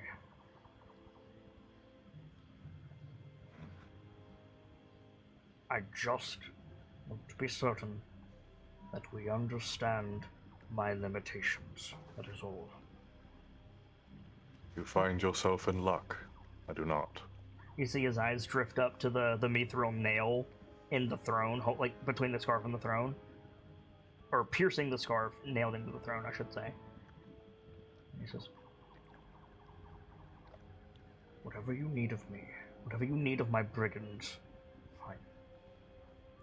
But I cannot leave. And none of the sisters have been able to free me.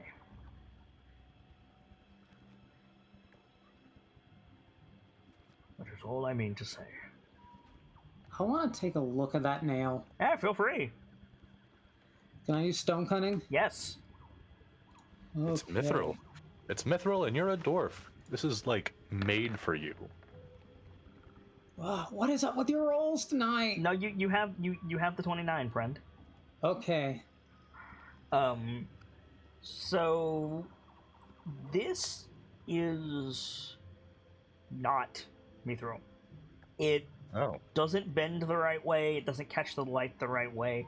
It is something that is made to make people think it is mithril. It is basically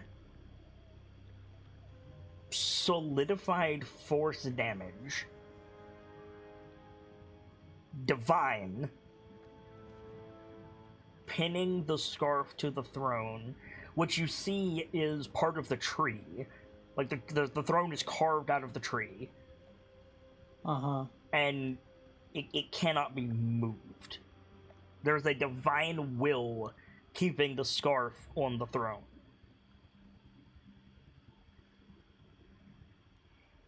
This boy has an effective range of about 40 feet. Gotta feel bad for my mans.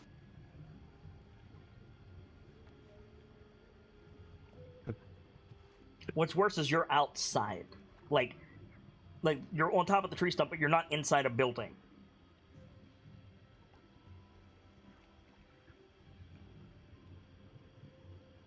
This is... Oh, goddamn, what's his name from Greek mythology? Yes. Prometheus? Prometheus. Yep. Oh. Wait, the guy who keeps having his liver eaten by the eagle? Yes. He was chained to a rock, is what Vader means. Ah.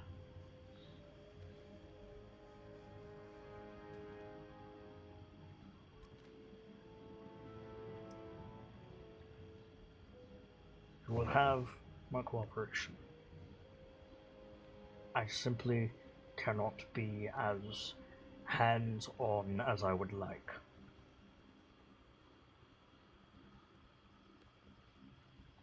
As long as we understand that about each other, you have my full intent to cooperate.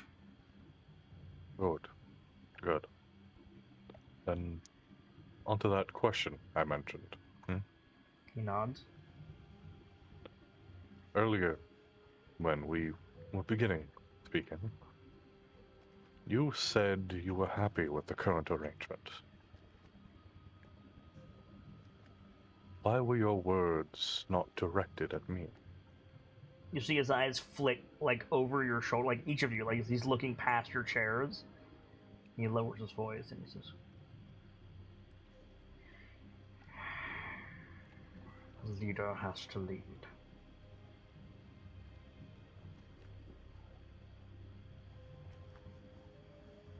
You were in a position where you were speaking to make the others comfortable. Precisely. You're not happy, you're surviving. They're happy. I admit I would be happy. I'm just... He glances back at the nail. You would be happier if you could leave. Yes. Understandable. I'll keep that to myself. They know I can't leave. But... my legend can only sustain for so long. Yes. You must understand the reason I say this is because hollow statements are not looked upon with gold.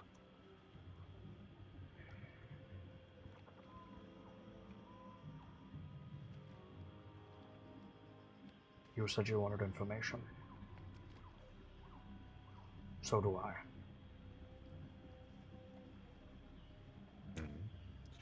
He looks at Cyrodiil when he says this, trying to play up the act some more.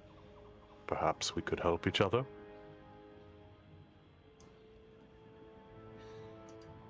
I think just slight nod at that.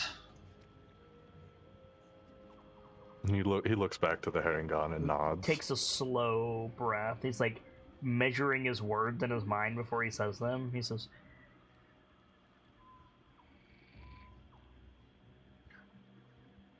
"Does Madame Lin have a way to remove the nail?" He's not looking at you when he says it. He's looking like up.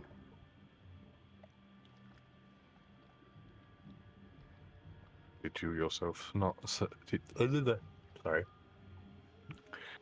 Did you yourself not say that they could not? Lorna cannot.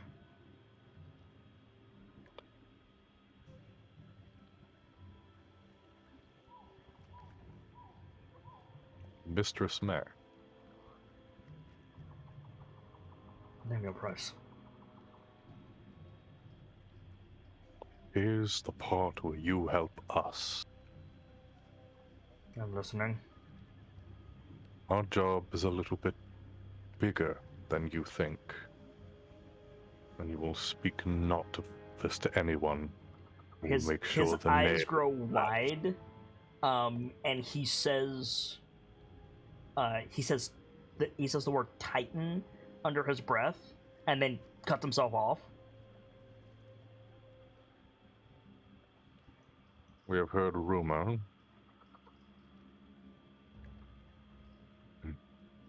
that there may well be remnants of information. It does not simply worry you or me, but the mistresses. They want this information gone.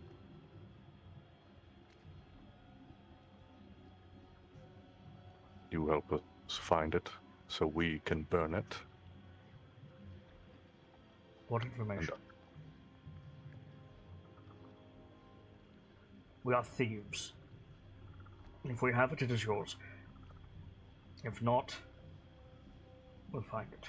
What is it? As I said, keep your tongue tight on this subject once we leave. Of course. As far as anyone will know, you are servants of Madame Lin. The mistresses fear that information on their still present mortality rests somewhere.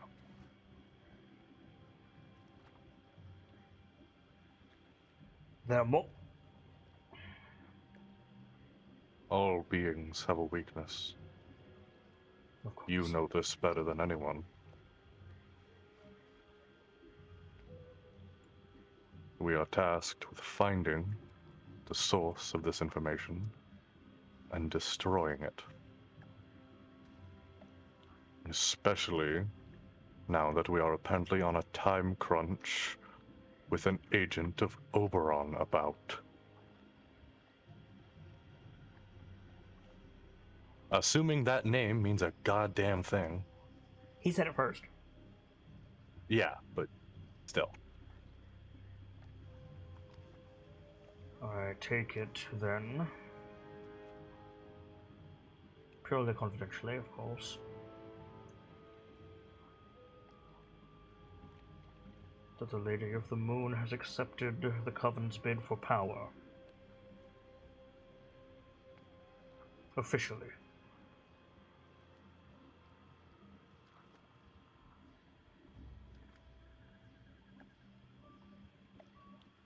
Again, he's looking at Ceradoth. Would such information be freely available to us, we would say. I don't understand. If it's bigger than the Coven, you must have come from... And he, like, slowly closes its mouth. Of course. The information you have is significant, I see. I'm aware of where we are. I'm aware of the season.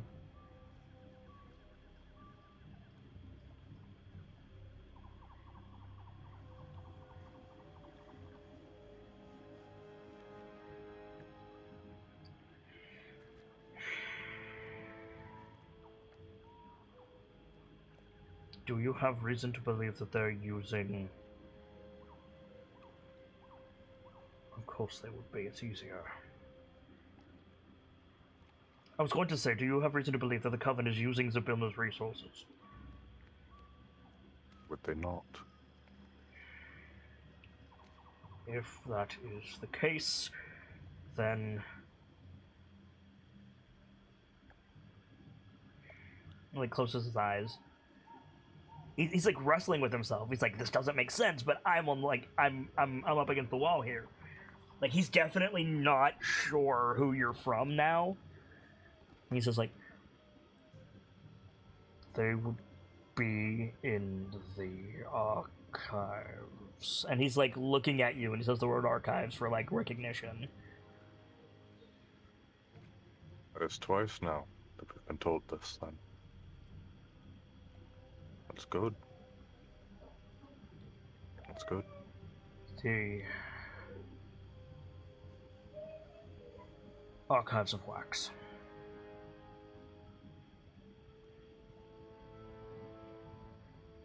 Good. It's Always to the to have northeast, information. but you'll need a way to travel the mist. And I presume you have such? Decidedly not. But I know where you can get it. I'm listening. I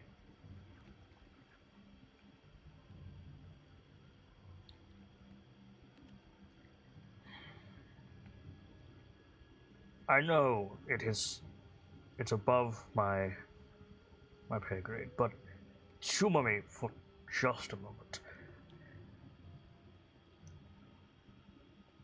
Please. Anyone around me is trustworthy. Anyone else is gone looking for the damn dragon.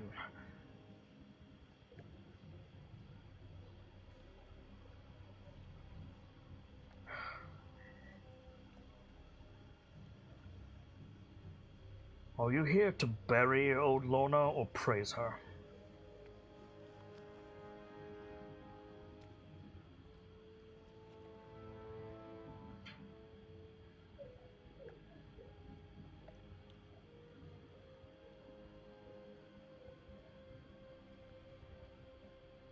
He's like looking at the four of you for a reaction. Jingle Jingle is on her 4th cup of wine at this point. Oh God, we do not need a drunk goblin. Yes, we do. I don't think this goblin is drunk. I think this goblin is barely coherent. Why was no one watching the goblin? They're gonna Because be Sibs hasn't said anything in 40 minutes. To be fair, this has been rather tense. True. Yeah, I wasn't gonna interrupt. True. Listen. I am in the headset, or I am in the mindset of a man that works as OSHA, who is trying to play the mindset of a supervillain. Yeah, you're OSHA pretending to be Yakuza. Yeah. But, like, you need to give this guy something. Like, he's not asking you who you are. Like, he's afraid of that question. But he's saying, like, do you work for my boss, or are you here to overthrow my boss? And, like, both answers have pros and cons, right? Like, which one do you think he wants to hear? And another valid question, because we could tell he was lying earlier, but he was also not talking to us or Fangs, so something maybe listening. He told you what he was talking to. He was talking to the other Herringon. Oh, that was it. Sorry, I'm just trying to remember. No worries.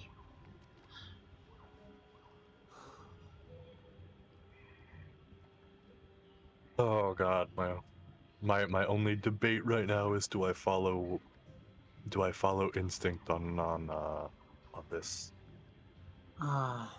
this chain. Go ahead, Brick. I'm still thinking about the nail. Okay. I don't know if I have any way to remove it if a powerful hag can't. But He didn't ask you to. I know, but like that's what's on Brick's mind.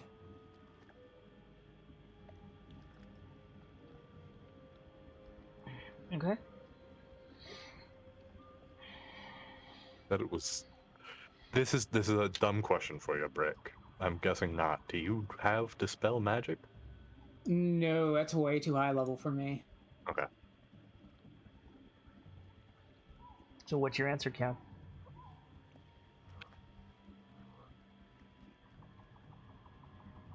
God, part of me wants to look at this man and smile and say, would it make you happy if I said we wanted to bury her?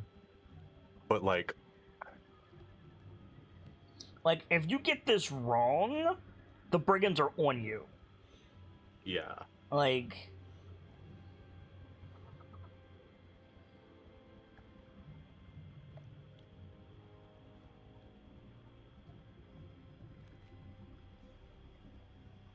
I'll give you this for free. An insight, Yawn, very useful. An insight check won't matter. Okay. Like, this is just like, this question is tenuous enough that he definitely wants an answer, but you can't tell which one he wants.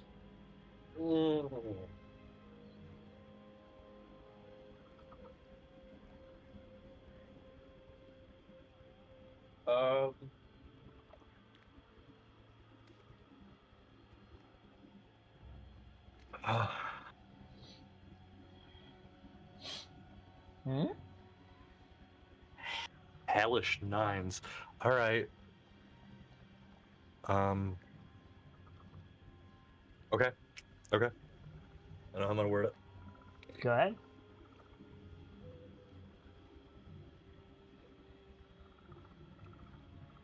And I lost it. Fuck. Okay. All Anybody right, else? Now we're playing it by wing.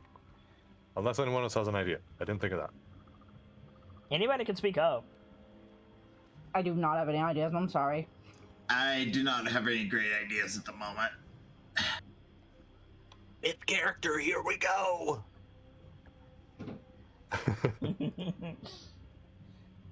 Would it make you happy if we said we wanted to bury old Lorna?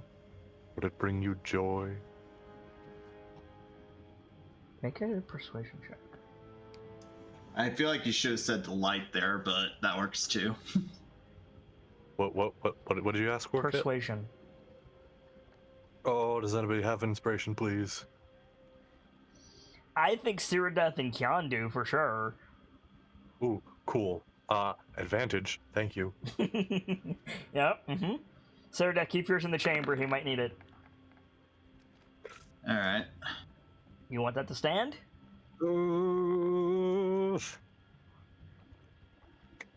I remind you, his lieutenant was obviously a bard.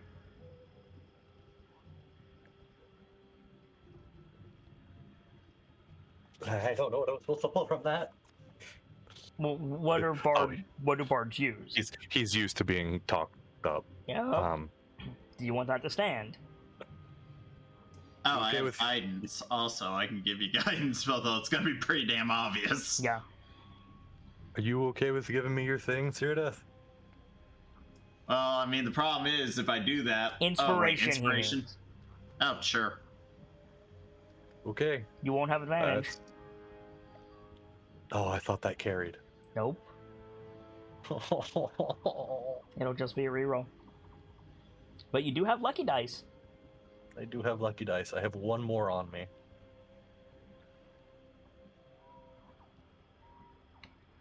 I can't resolve this roll until you decide. Okay. So can I use one of my lucky dice to reroll, but use Cyrodiil's inspiration for another advantage? Yes. That's what I'll do. Okay. Come on. You have to take the second roll. I know. Okay. I'm gonna throw myself into a wall. I'm going to go and sit outside for 2.5 hours and see how I feel. Okay, so he's on the back foot.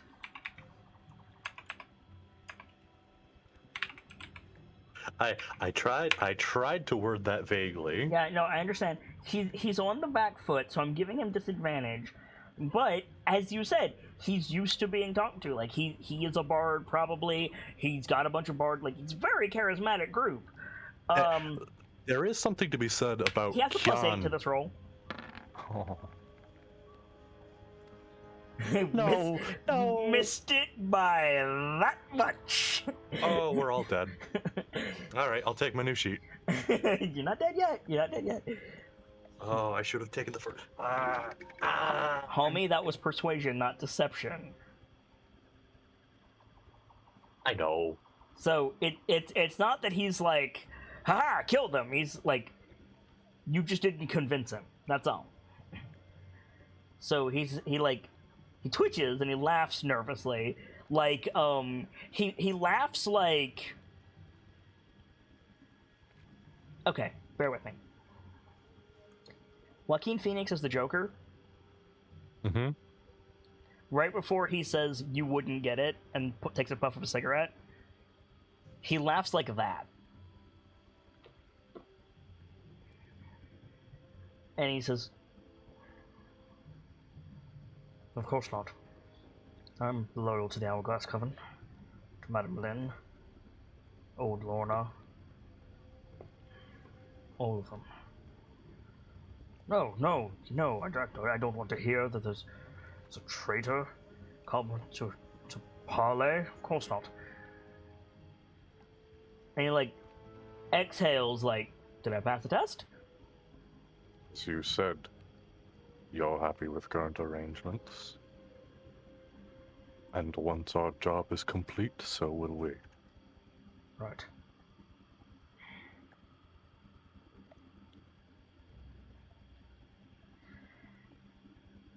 This mist makes it difficult to navigate, but only Old Lorna's most trusted associates or those sent on a special mission can navigate it. There's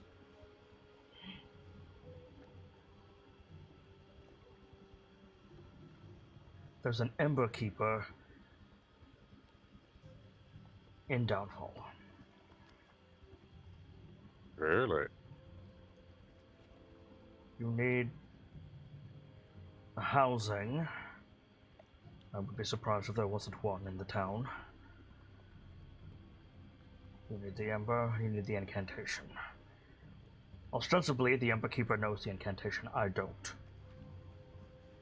Those three things will make the compass lantern. I've only seen one twice. That's all I know. Well, that the Archive of Wax is in the northeast, along the mountains. But that's it, I swear.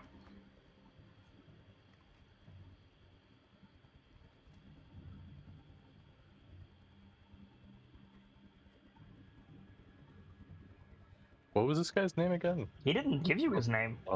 I assume this is our brigand king. You can assume whatever you want.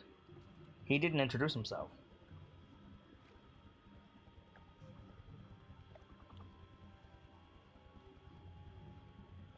Aside from a lack of introduction, you're a good man. He snorts at you. I'm not, nor do I want to be. You know what I mean. You've served your mistress well. We will see.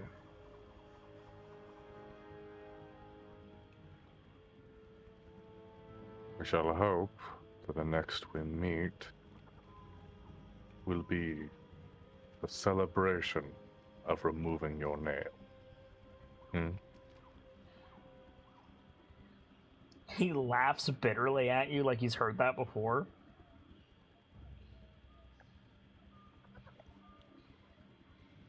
You have your troubles. You have information.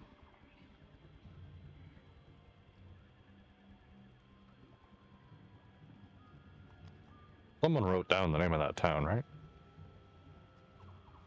My notes won't load.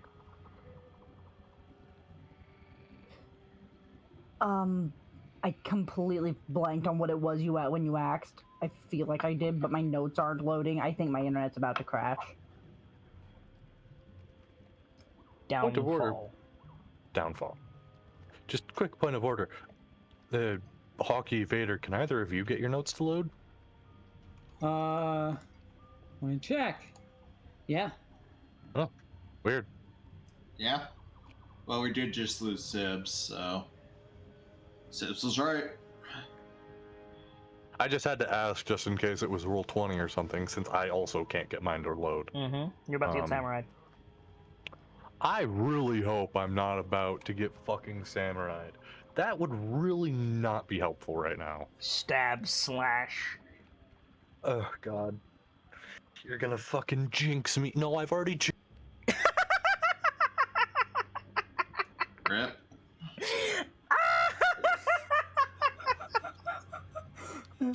Oh, that was good.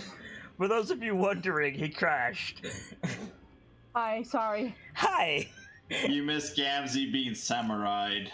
You missed me invoking the samurai and getting him samurai'd. Good job, you did it. I didn't really, because he was the one talking in this scene, so like, heck. Hi, sorry. Hi, did you get samurai'd? I'm lucky. That one was quick. He used the small sword. He used the small sword.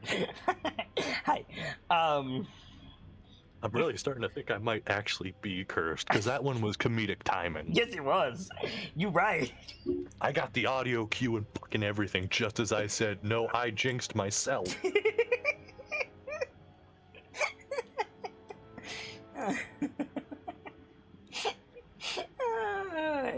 Anyway. Swear to God, I'm a sitcom for some sick god. Anyway. Where was I? No, about my payment.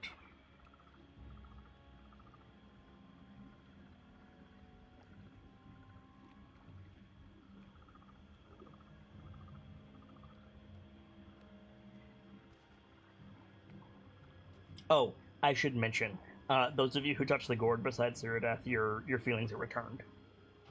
Okay. Cool.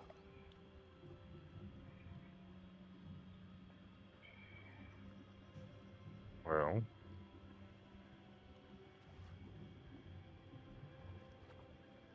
presume you want something. What is it?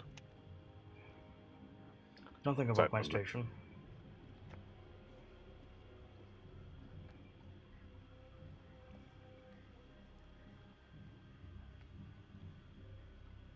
Well, maybe above my station. A bit. We're not mind readers. Out with it. Earplugs. Really? Earplugs. That's all you ask. Half dozen sets, if you have them. He looks at Brick. What's up? He said what he wants is a half dozen set of earplugs.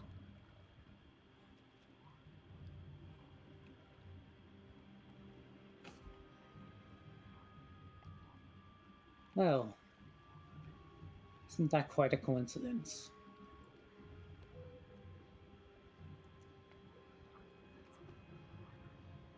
Huh. I have 5 on me right now. I can make more. How long does it take you to make more? Not long, as long as I have materials like cork and rubber. Mm-hmm. And like they said, we could use them, so we could be like, bring us these and we'll get them done.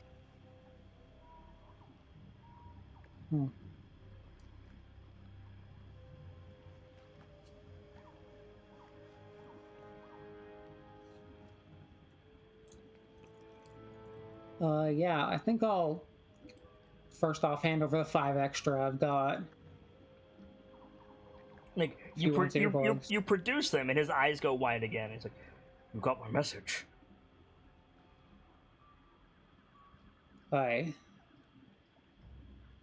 Could already have gathered by now. We hear everything. Told me you want from... Never mind. You understand? I have to talk in circles. Can't give away much, can we?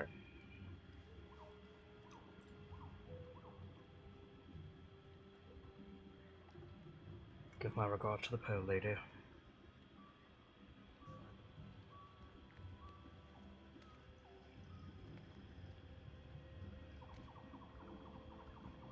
He like holds out his hand for the earplug.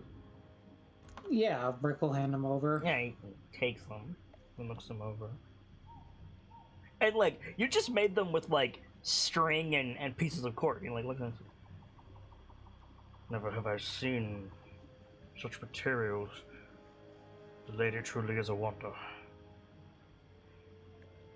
Very well. Our business is concluded then.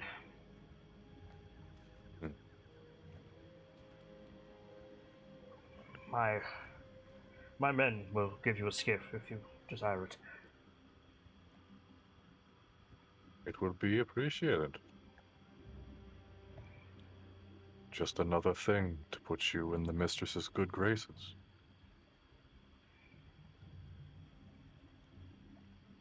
Put some trinkets on the skiff. Mine! See our guests out. I feel bad. I mean, you basically just lied to Goro Majima. That mean- totally won't have any repercussions at all.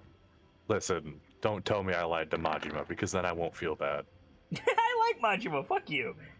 I like Majima too, but he deserves less. Okay, so somebody might want to make a note of this. On the flat bottom skiff that you're given, there is a tiny sized pair of shears, a wooden 3D jigsaw puzzle shaped like a jug, a large tooth with the elven glyph of moon etched on it,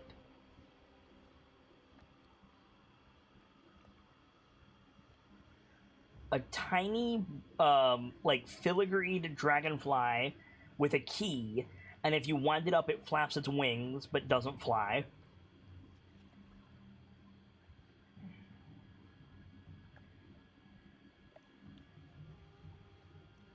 A parasol covered in moss and ivy. 2 sets of wooden false teeth.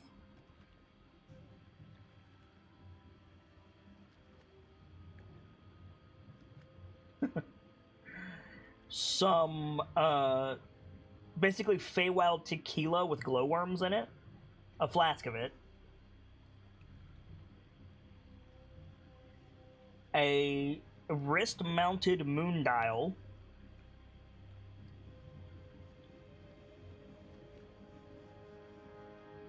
And a copper coin with a satyr's face on one side and a skull on the other. Those are in the skiff for you. All right, I guess if any of us suddenly die, make sure to give that to the first person in a boat you see. That would be y'all. What did I miss? Did you get all that, Gamsey? My notes still won't load. Did anybody get those? I was gonna, but I couldn't get my notes open in time. I can go back through the VOD later once it's uploaded and I can do it. Fair enough. Just someone remind me to do it or I will forget. I'm busy like fuck for the next few days. I was distracted by body hating me. So you guys want to go down to your skiff? Yup. Sure. If you guys don't stop her, Jingle Jangle will just take her truffles and bound off into the swamp. You Hey. know what? That's fine. Okay. The doctor will pat her on the head as she goes. She like waves at you, and then with the same hand is stuffing truffles into her mouth as she runs. Nice. So, what would you guys like to do?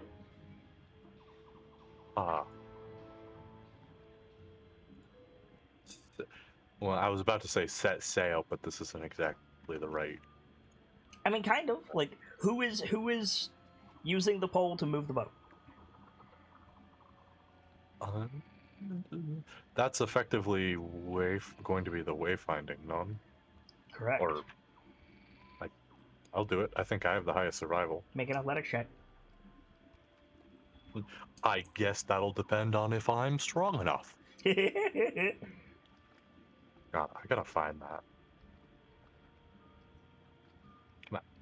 Come on. I swear to God, character sheet, I must start talking TV cliche New Yorker at you. There you go. There we go. You can move the boat. Huzzah. Jungle Beast, where do you want to go? Downfall, anyone? You want to go to I Downfall? suppose. I kind of half absorbed most of that conversation. I'm sorry. You want to If we go to Downfall, we can find what is it called? Ember Keeper? the Ember Keeper? An Ember Keeper has the pieces we need in order to get something called a compass lantern. A compass lantern can let us navigate despite the mist. But you also know that Downfall is where Bavlorna holds court. Oh, So very risky and all. It's like, eh. matter of fact, how about fuck that for now? Okay, so where would you like to go? Discuss amongst yourselves, Jungle Beast. You've got time. Should we try going for the archive? We tried doing that earlier, but I mean, the Yakuza rabbit basically told you that you can't get to the archive without the lantern. that's because we haven't tried hard enough. No, I'm kidding. Or what he more accurately said was he can't get to the archive without the lantern. Well, he isn't the Jungle Beasts. While valid, he intoned that you would have trouble. If you Yeah. want to go for the archives, that's fine. I'm just saying.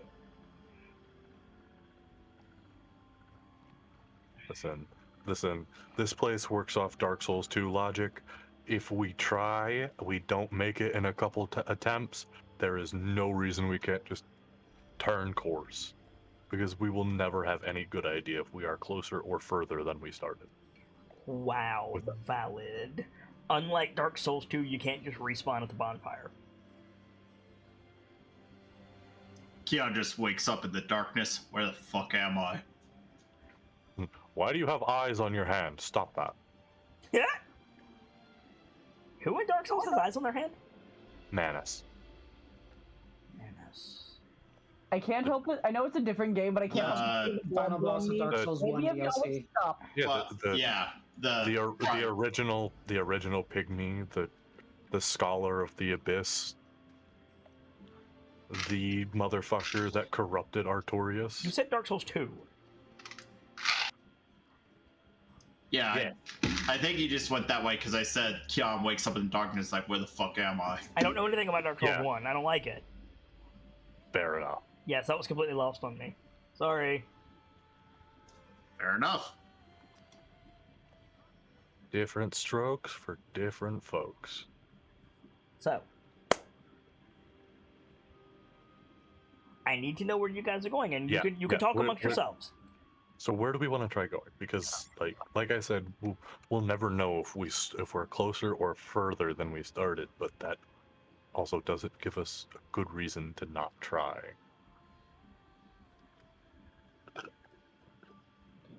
On the one hand, Downfall is where Babylorna holds court. On the other hand, that's where we get a lantern that will make our job significantly easier. Right. There's the factor of if we go there and we start making a fuss with the Ember Boy, that motherfucker might try to take us to court, and we don't want no part of that. Not that kind of court. I assumed. I was just cracking a joke mostly. Ah, okay. Just making sure. Yep.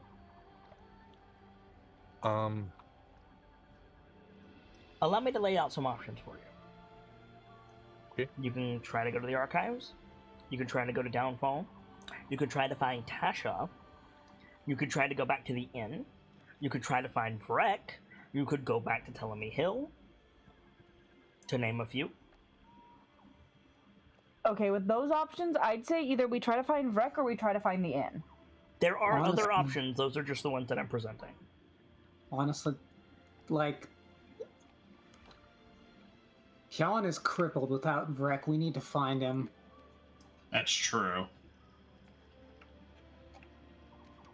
I've lost like half my present moveset, and from the sounds of it, I think I lost my Dawn Caller abilities. The feet? Yeah. No, you saw that. Oh, okay. But there's also the factor of now my shield has lost a major point in its versatility. Yep. My damage is practically halved. All I'm Pretty saying, you might want to look into alternate means of gaining power for a bit. That might not be bad. The wilds are known for their connection to more natural forces. True. Oh, hey, look, this is a huge glowing thing. That's a volcano. And if you have anything in mind, I'm happy to discuss it with you. Jump in the Fakado. Could be an opportunity to explore a different facet of Shaman. Yeah. Shaman would be cool.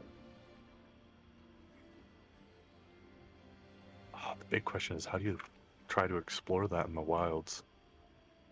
How did you find Spring?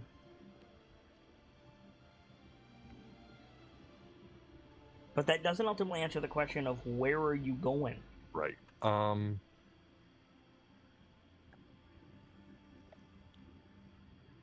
So the best ones, if you ask me,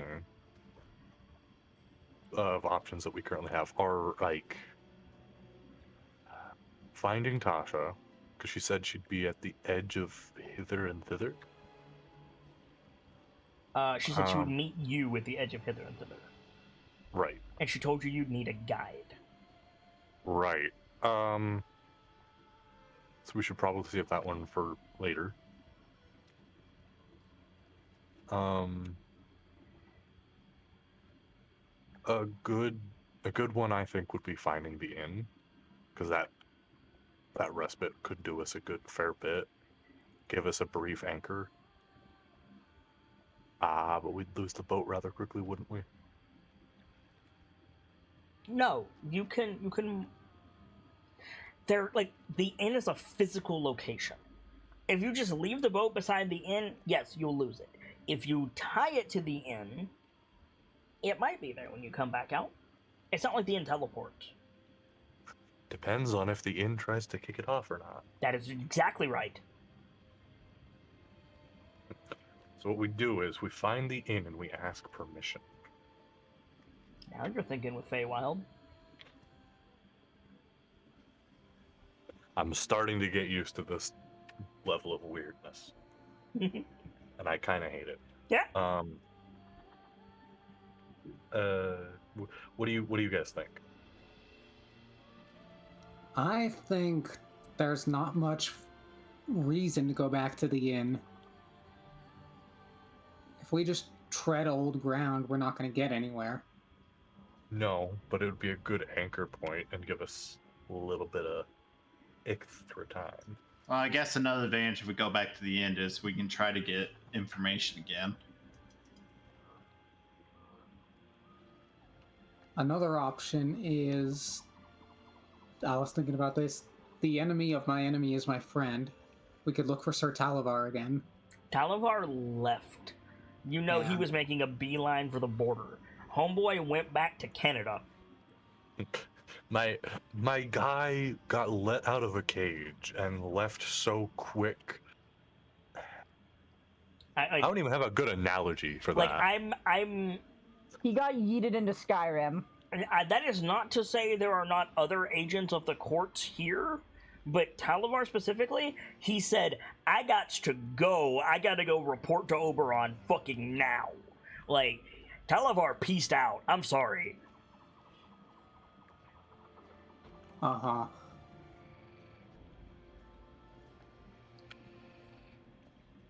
However, the point of the enemy of my enemy is my friend is a good one.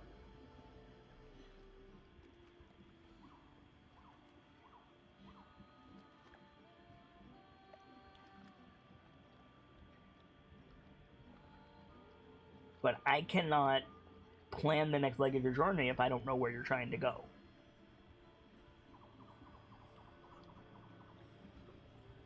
My instinct says everything will get so much easier if we can travel through this mist effectively instead of just floundering around trying to get to this archive. I was gonna say, I say we take the risk on the Ember.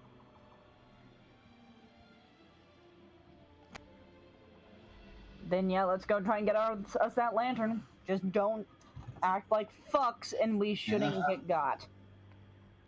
Here's hoping. So, you want to go to Downfall? Yeah. Sounds like it. Alright! Who is leading? I think we established earlier I have the highest perception, or I have the highest survival. I don't know if that'll mean anything, but... Make a survival check.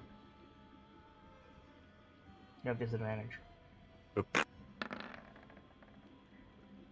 Okay. Thanks, Kian. That's a solid roll. What are you talking about? I know. Just so many bad rolls, and then every single one that I'm like... It's like, oh, okay, this doesn't have to be fantastic, is just better than the last one, is actually really decent. Every time so far. So, travel through the swamp for a while. The good thing about the skiff is if you're careful about how you move it, even when the water is down, you can keep floating on. But that route is very circuitous, so you end up not where you wanted to be.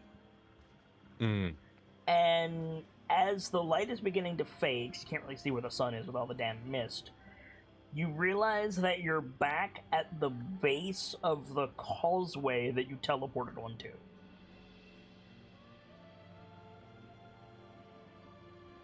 Where you fought those wolf creatures? You're like you're underneath that overpass again. Unfortunate. Oh no. What would you like to do?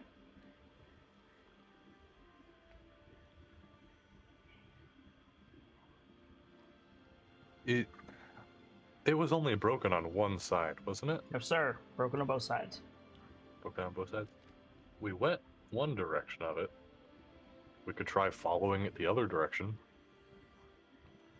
You didn't actually. When you left it the first time, it was lateral. Did we? Yep. But you can see both sides of it. Like, imagine, like, you know, like an interstate highway, how it's like built up from the local road. You know what I mean? Mm-hmm. Imagine somebody took a lightsaber and just carved off one side, carved off the other side, making an independent section of road. They then took that independent section of road and set it down in the middle of a swamp with nothing on either side. That's what you're looking at. Right. Like, you can see the whole thing.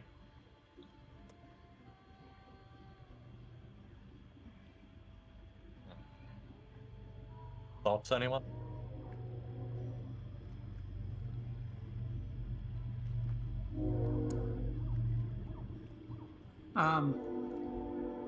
I'm sorry, I'm burnt out for the night. It's alright. I'm just trying to think myself as well, because my brain's not working too well. No worries, no worries. Nope. Do you guys feel like this is a place that you can rest? Because I did say it was getting dark. Probably try the- sitting. Oops, sorry. Yeah, honestly, like the bridge above might be a decent place to rest. The bridge above puts you 50 feet away from the skiff. Not fair. I was gonna suggest maybe we like scuttle our way underneath one of the things on the skiff, and then rest there. The skiff is not big enough for the four of you to stretch out. Hmm.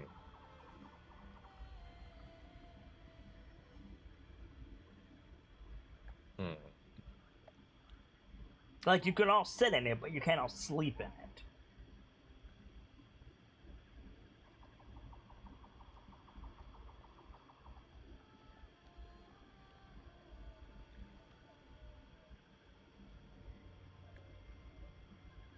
Well, is there like any shore to moor it at? Yeah, I mean, shore is kind of a vague term for what the swamp does, but, like, is there an area that is not submerged by water in this area? And the answer is yes.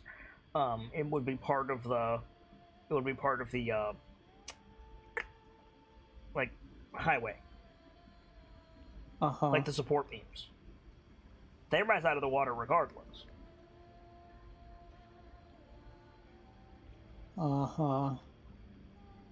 But Well, is there anywhere like we can moor up and make camp on dry land, quote unquote? No. Like, you could moor up, yes, but to make a functional camp, you would have to be like up on the roadway, and that is again 50 feet above the skiff.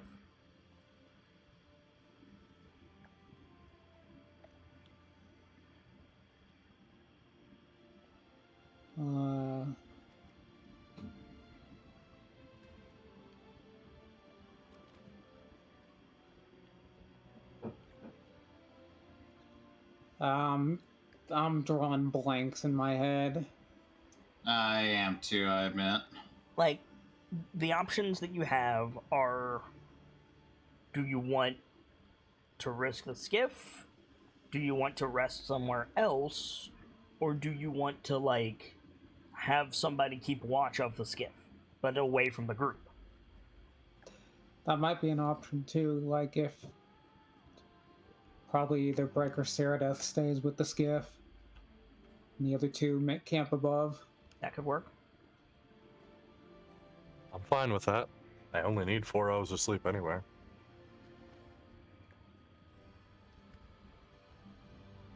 Okay. Sorry. I'm fine with that. So then, John and Dr. Lorelei, I'm going to need athletics checks.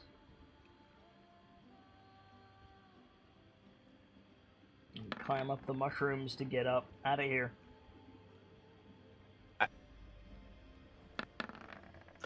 Fuck that. I'm becoming a spider.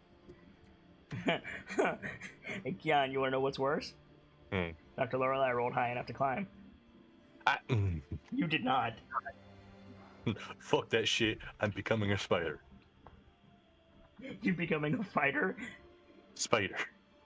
Spider! You're gonna wild shape into a spider. That's funnier. That I thought you were sitting here like, all right, that's enough. I'm multi-classing into fighter. I was like, what? Screw this! I'm multi-classing into spider. Wait, what? Stab self with poison. All right. Wild shaping into a spider makes much more sense, but it's less funny. So, you guys... Not if you picture his wild shaping as just putting on a very crappy papier-mâché Spider-Man mask. But also, what? Don't. Anyway, so you guys can gain the benefit of a long rest, and we will pick it up with our camp actions next time. Hooray! We got through it. Yay. It has been 10,000 years, and we're finally... Gabsy rolled a lot of dice after I changed the screen over. What was that for, my dude? that was my healing. The long rest. Cool. That's Gansy just I appreciate that, but I turned the screen to something that nobody can see what you just rolled, and I was about to switch over to the outros, and you just... Suddenly my screen is full of dice. I didn't want to click that yet. I'm so sorry. I'm so sorry. That was funny, and now you get to give us a shout out. Okay. I'm completely off now. How dare you? I am Kay Gamzelis. I forgot my entire thing. Whatever. If you need me, you can find me in the Discord or in DMs. If you're watching this on YouTube, which you probably are, please help us celebrate the return of Crown with a like, a comment, or a subscription if you're feeling spicy. Have a nice rest of your night. Hockey. Hello, everyone. I'm the Intangible Hawk. You can find me here in Kit Sober on Twitch under the same name. I do some art, do some programming, play some games, and just generally hang out. Sibs. Hi there, my name is Sibs143. I am in no particular order a artist, stagehand, and moderator for Kit's Discord. But to everyone else, I am a friend of the Drifter and the one and only Technicolor Disaster. Yeah, you can find me lurking in Discord, but I will be gone or a little trickier to contact because chemistry is kicking my shit in. I would much rather be doing this more often than I already am. But yeah, have a great night, everyone. Vader, finish us out if you would. Hello, everyone. I am the Journeyman Vader. I'm a moderator on Kit's Discord and Twitch, and a streamer on Twitch myself. You can find me over on Kit's Discord on Twitch at twitch.tv/JourneymanVader or on Twitter at VaderSidious. Be sure to tune in for my own campaign on my own channel of Baldur's Gate Descent into Avernus. Yeah, it's a lot of fun. I get to play in that one, and Vader takes great pride in wreaking vengeance on me for all the shit I put him through on DA. Sorry. I mean, you're not wrong, but you don't have to call me out. For my part, as ever, Yes, I am the does. sharp-eyed Kitsune, the teller of tales and the weaver of mysteries. the Masked Bard. This is the community that is always devoted to lore and storytelling, world building, role playing, and discussions of those things. So if that's to your fancy, you're an excellent company here, and I do hope that you enjoy your time with us. You just watched Decisive Action Crown of Fangs. We try to do this every week, but the new year had us all scrambling for all kinds of problems. But we managed to get an episode out, and hopefully we'll be back to business as usual soon. I hope you guys enjoyed it as much as I enjoyed it bringing it to you, but for now, as ever, we need to close the book on today and leave you with these parting words. From myself, my keepers, and those joining me on the stage this evening, to all of you, the regulars, the followers, the newcomers, and the lurkers, whether you're just having a seat by the fire or you've got a running tab at the bar, remember, there's always more stories to tell. And hopefully, I'll see you all next time for more Crown of Fangs and a new chapter. Good night, you guys. Thank you so much for stopping by, and hope to see you again very soon.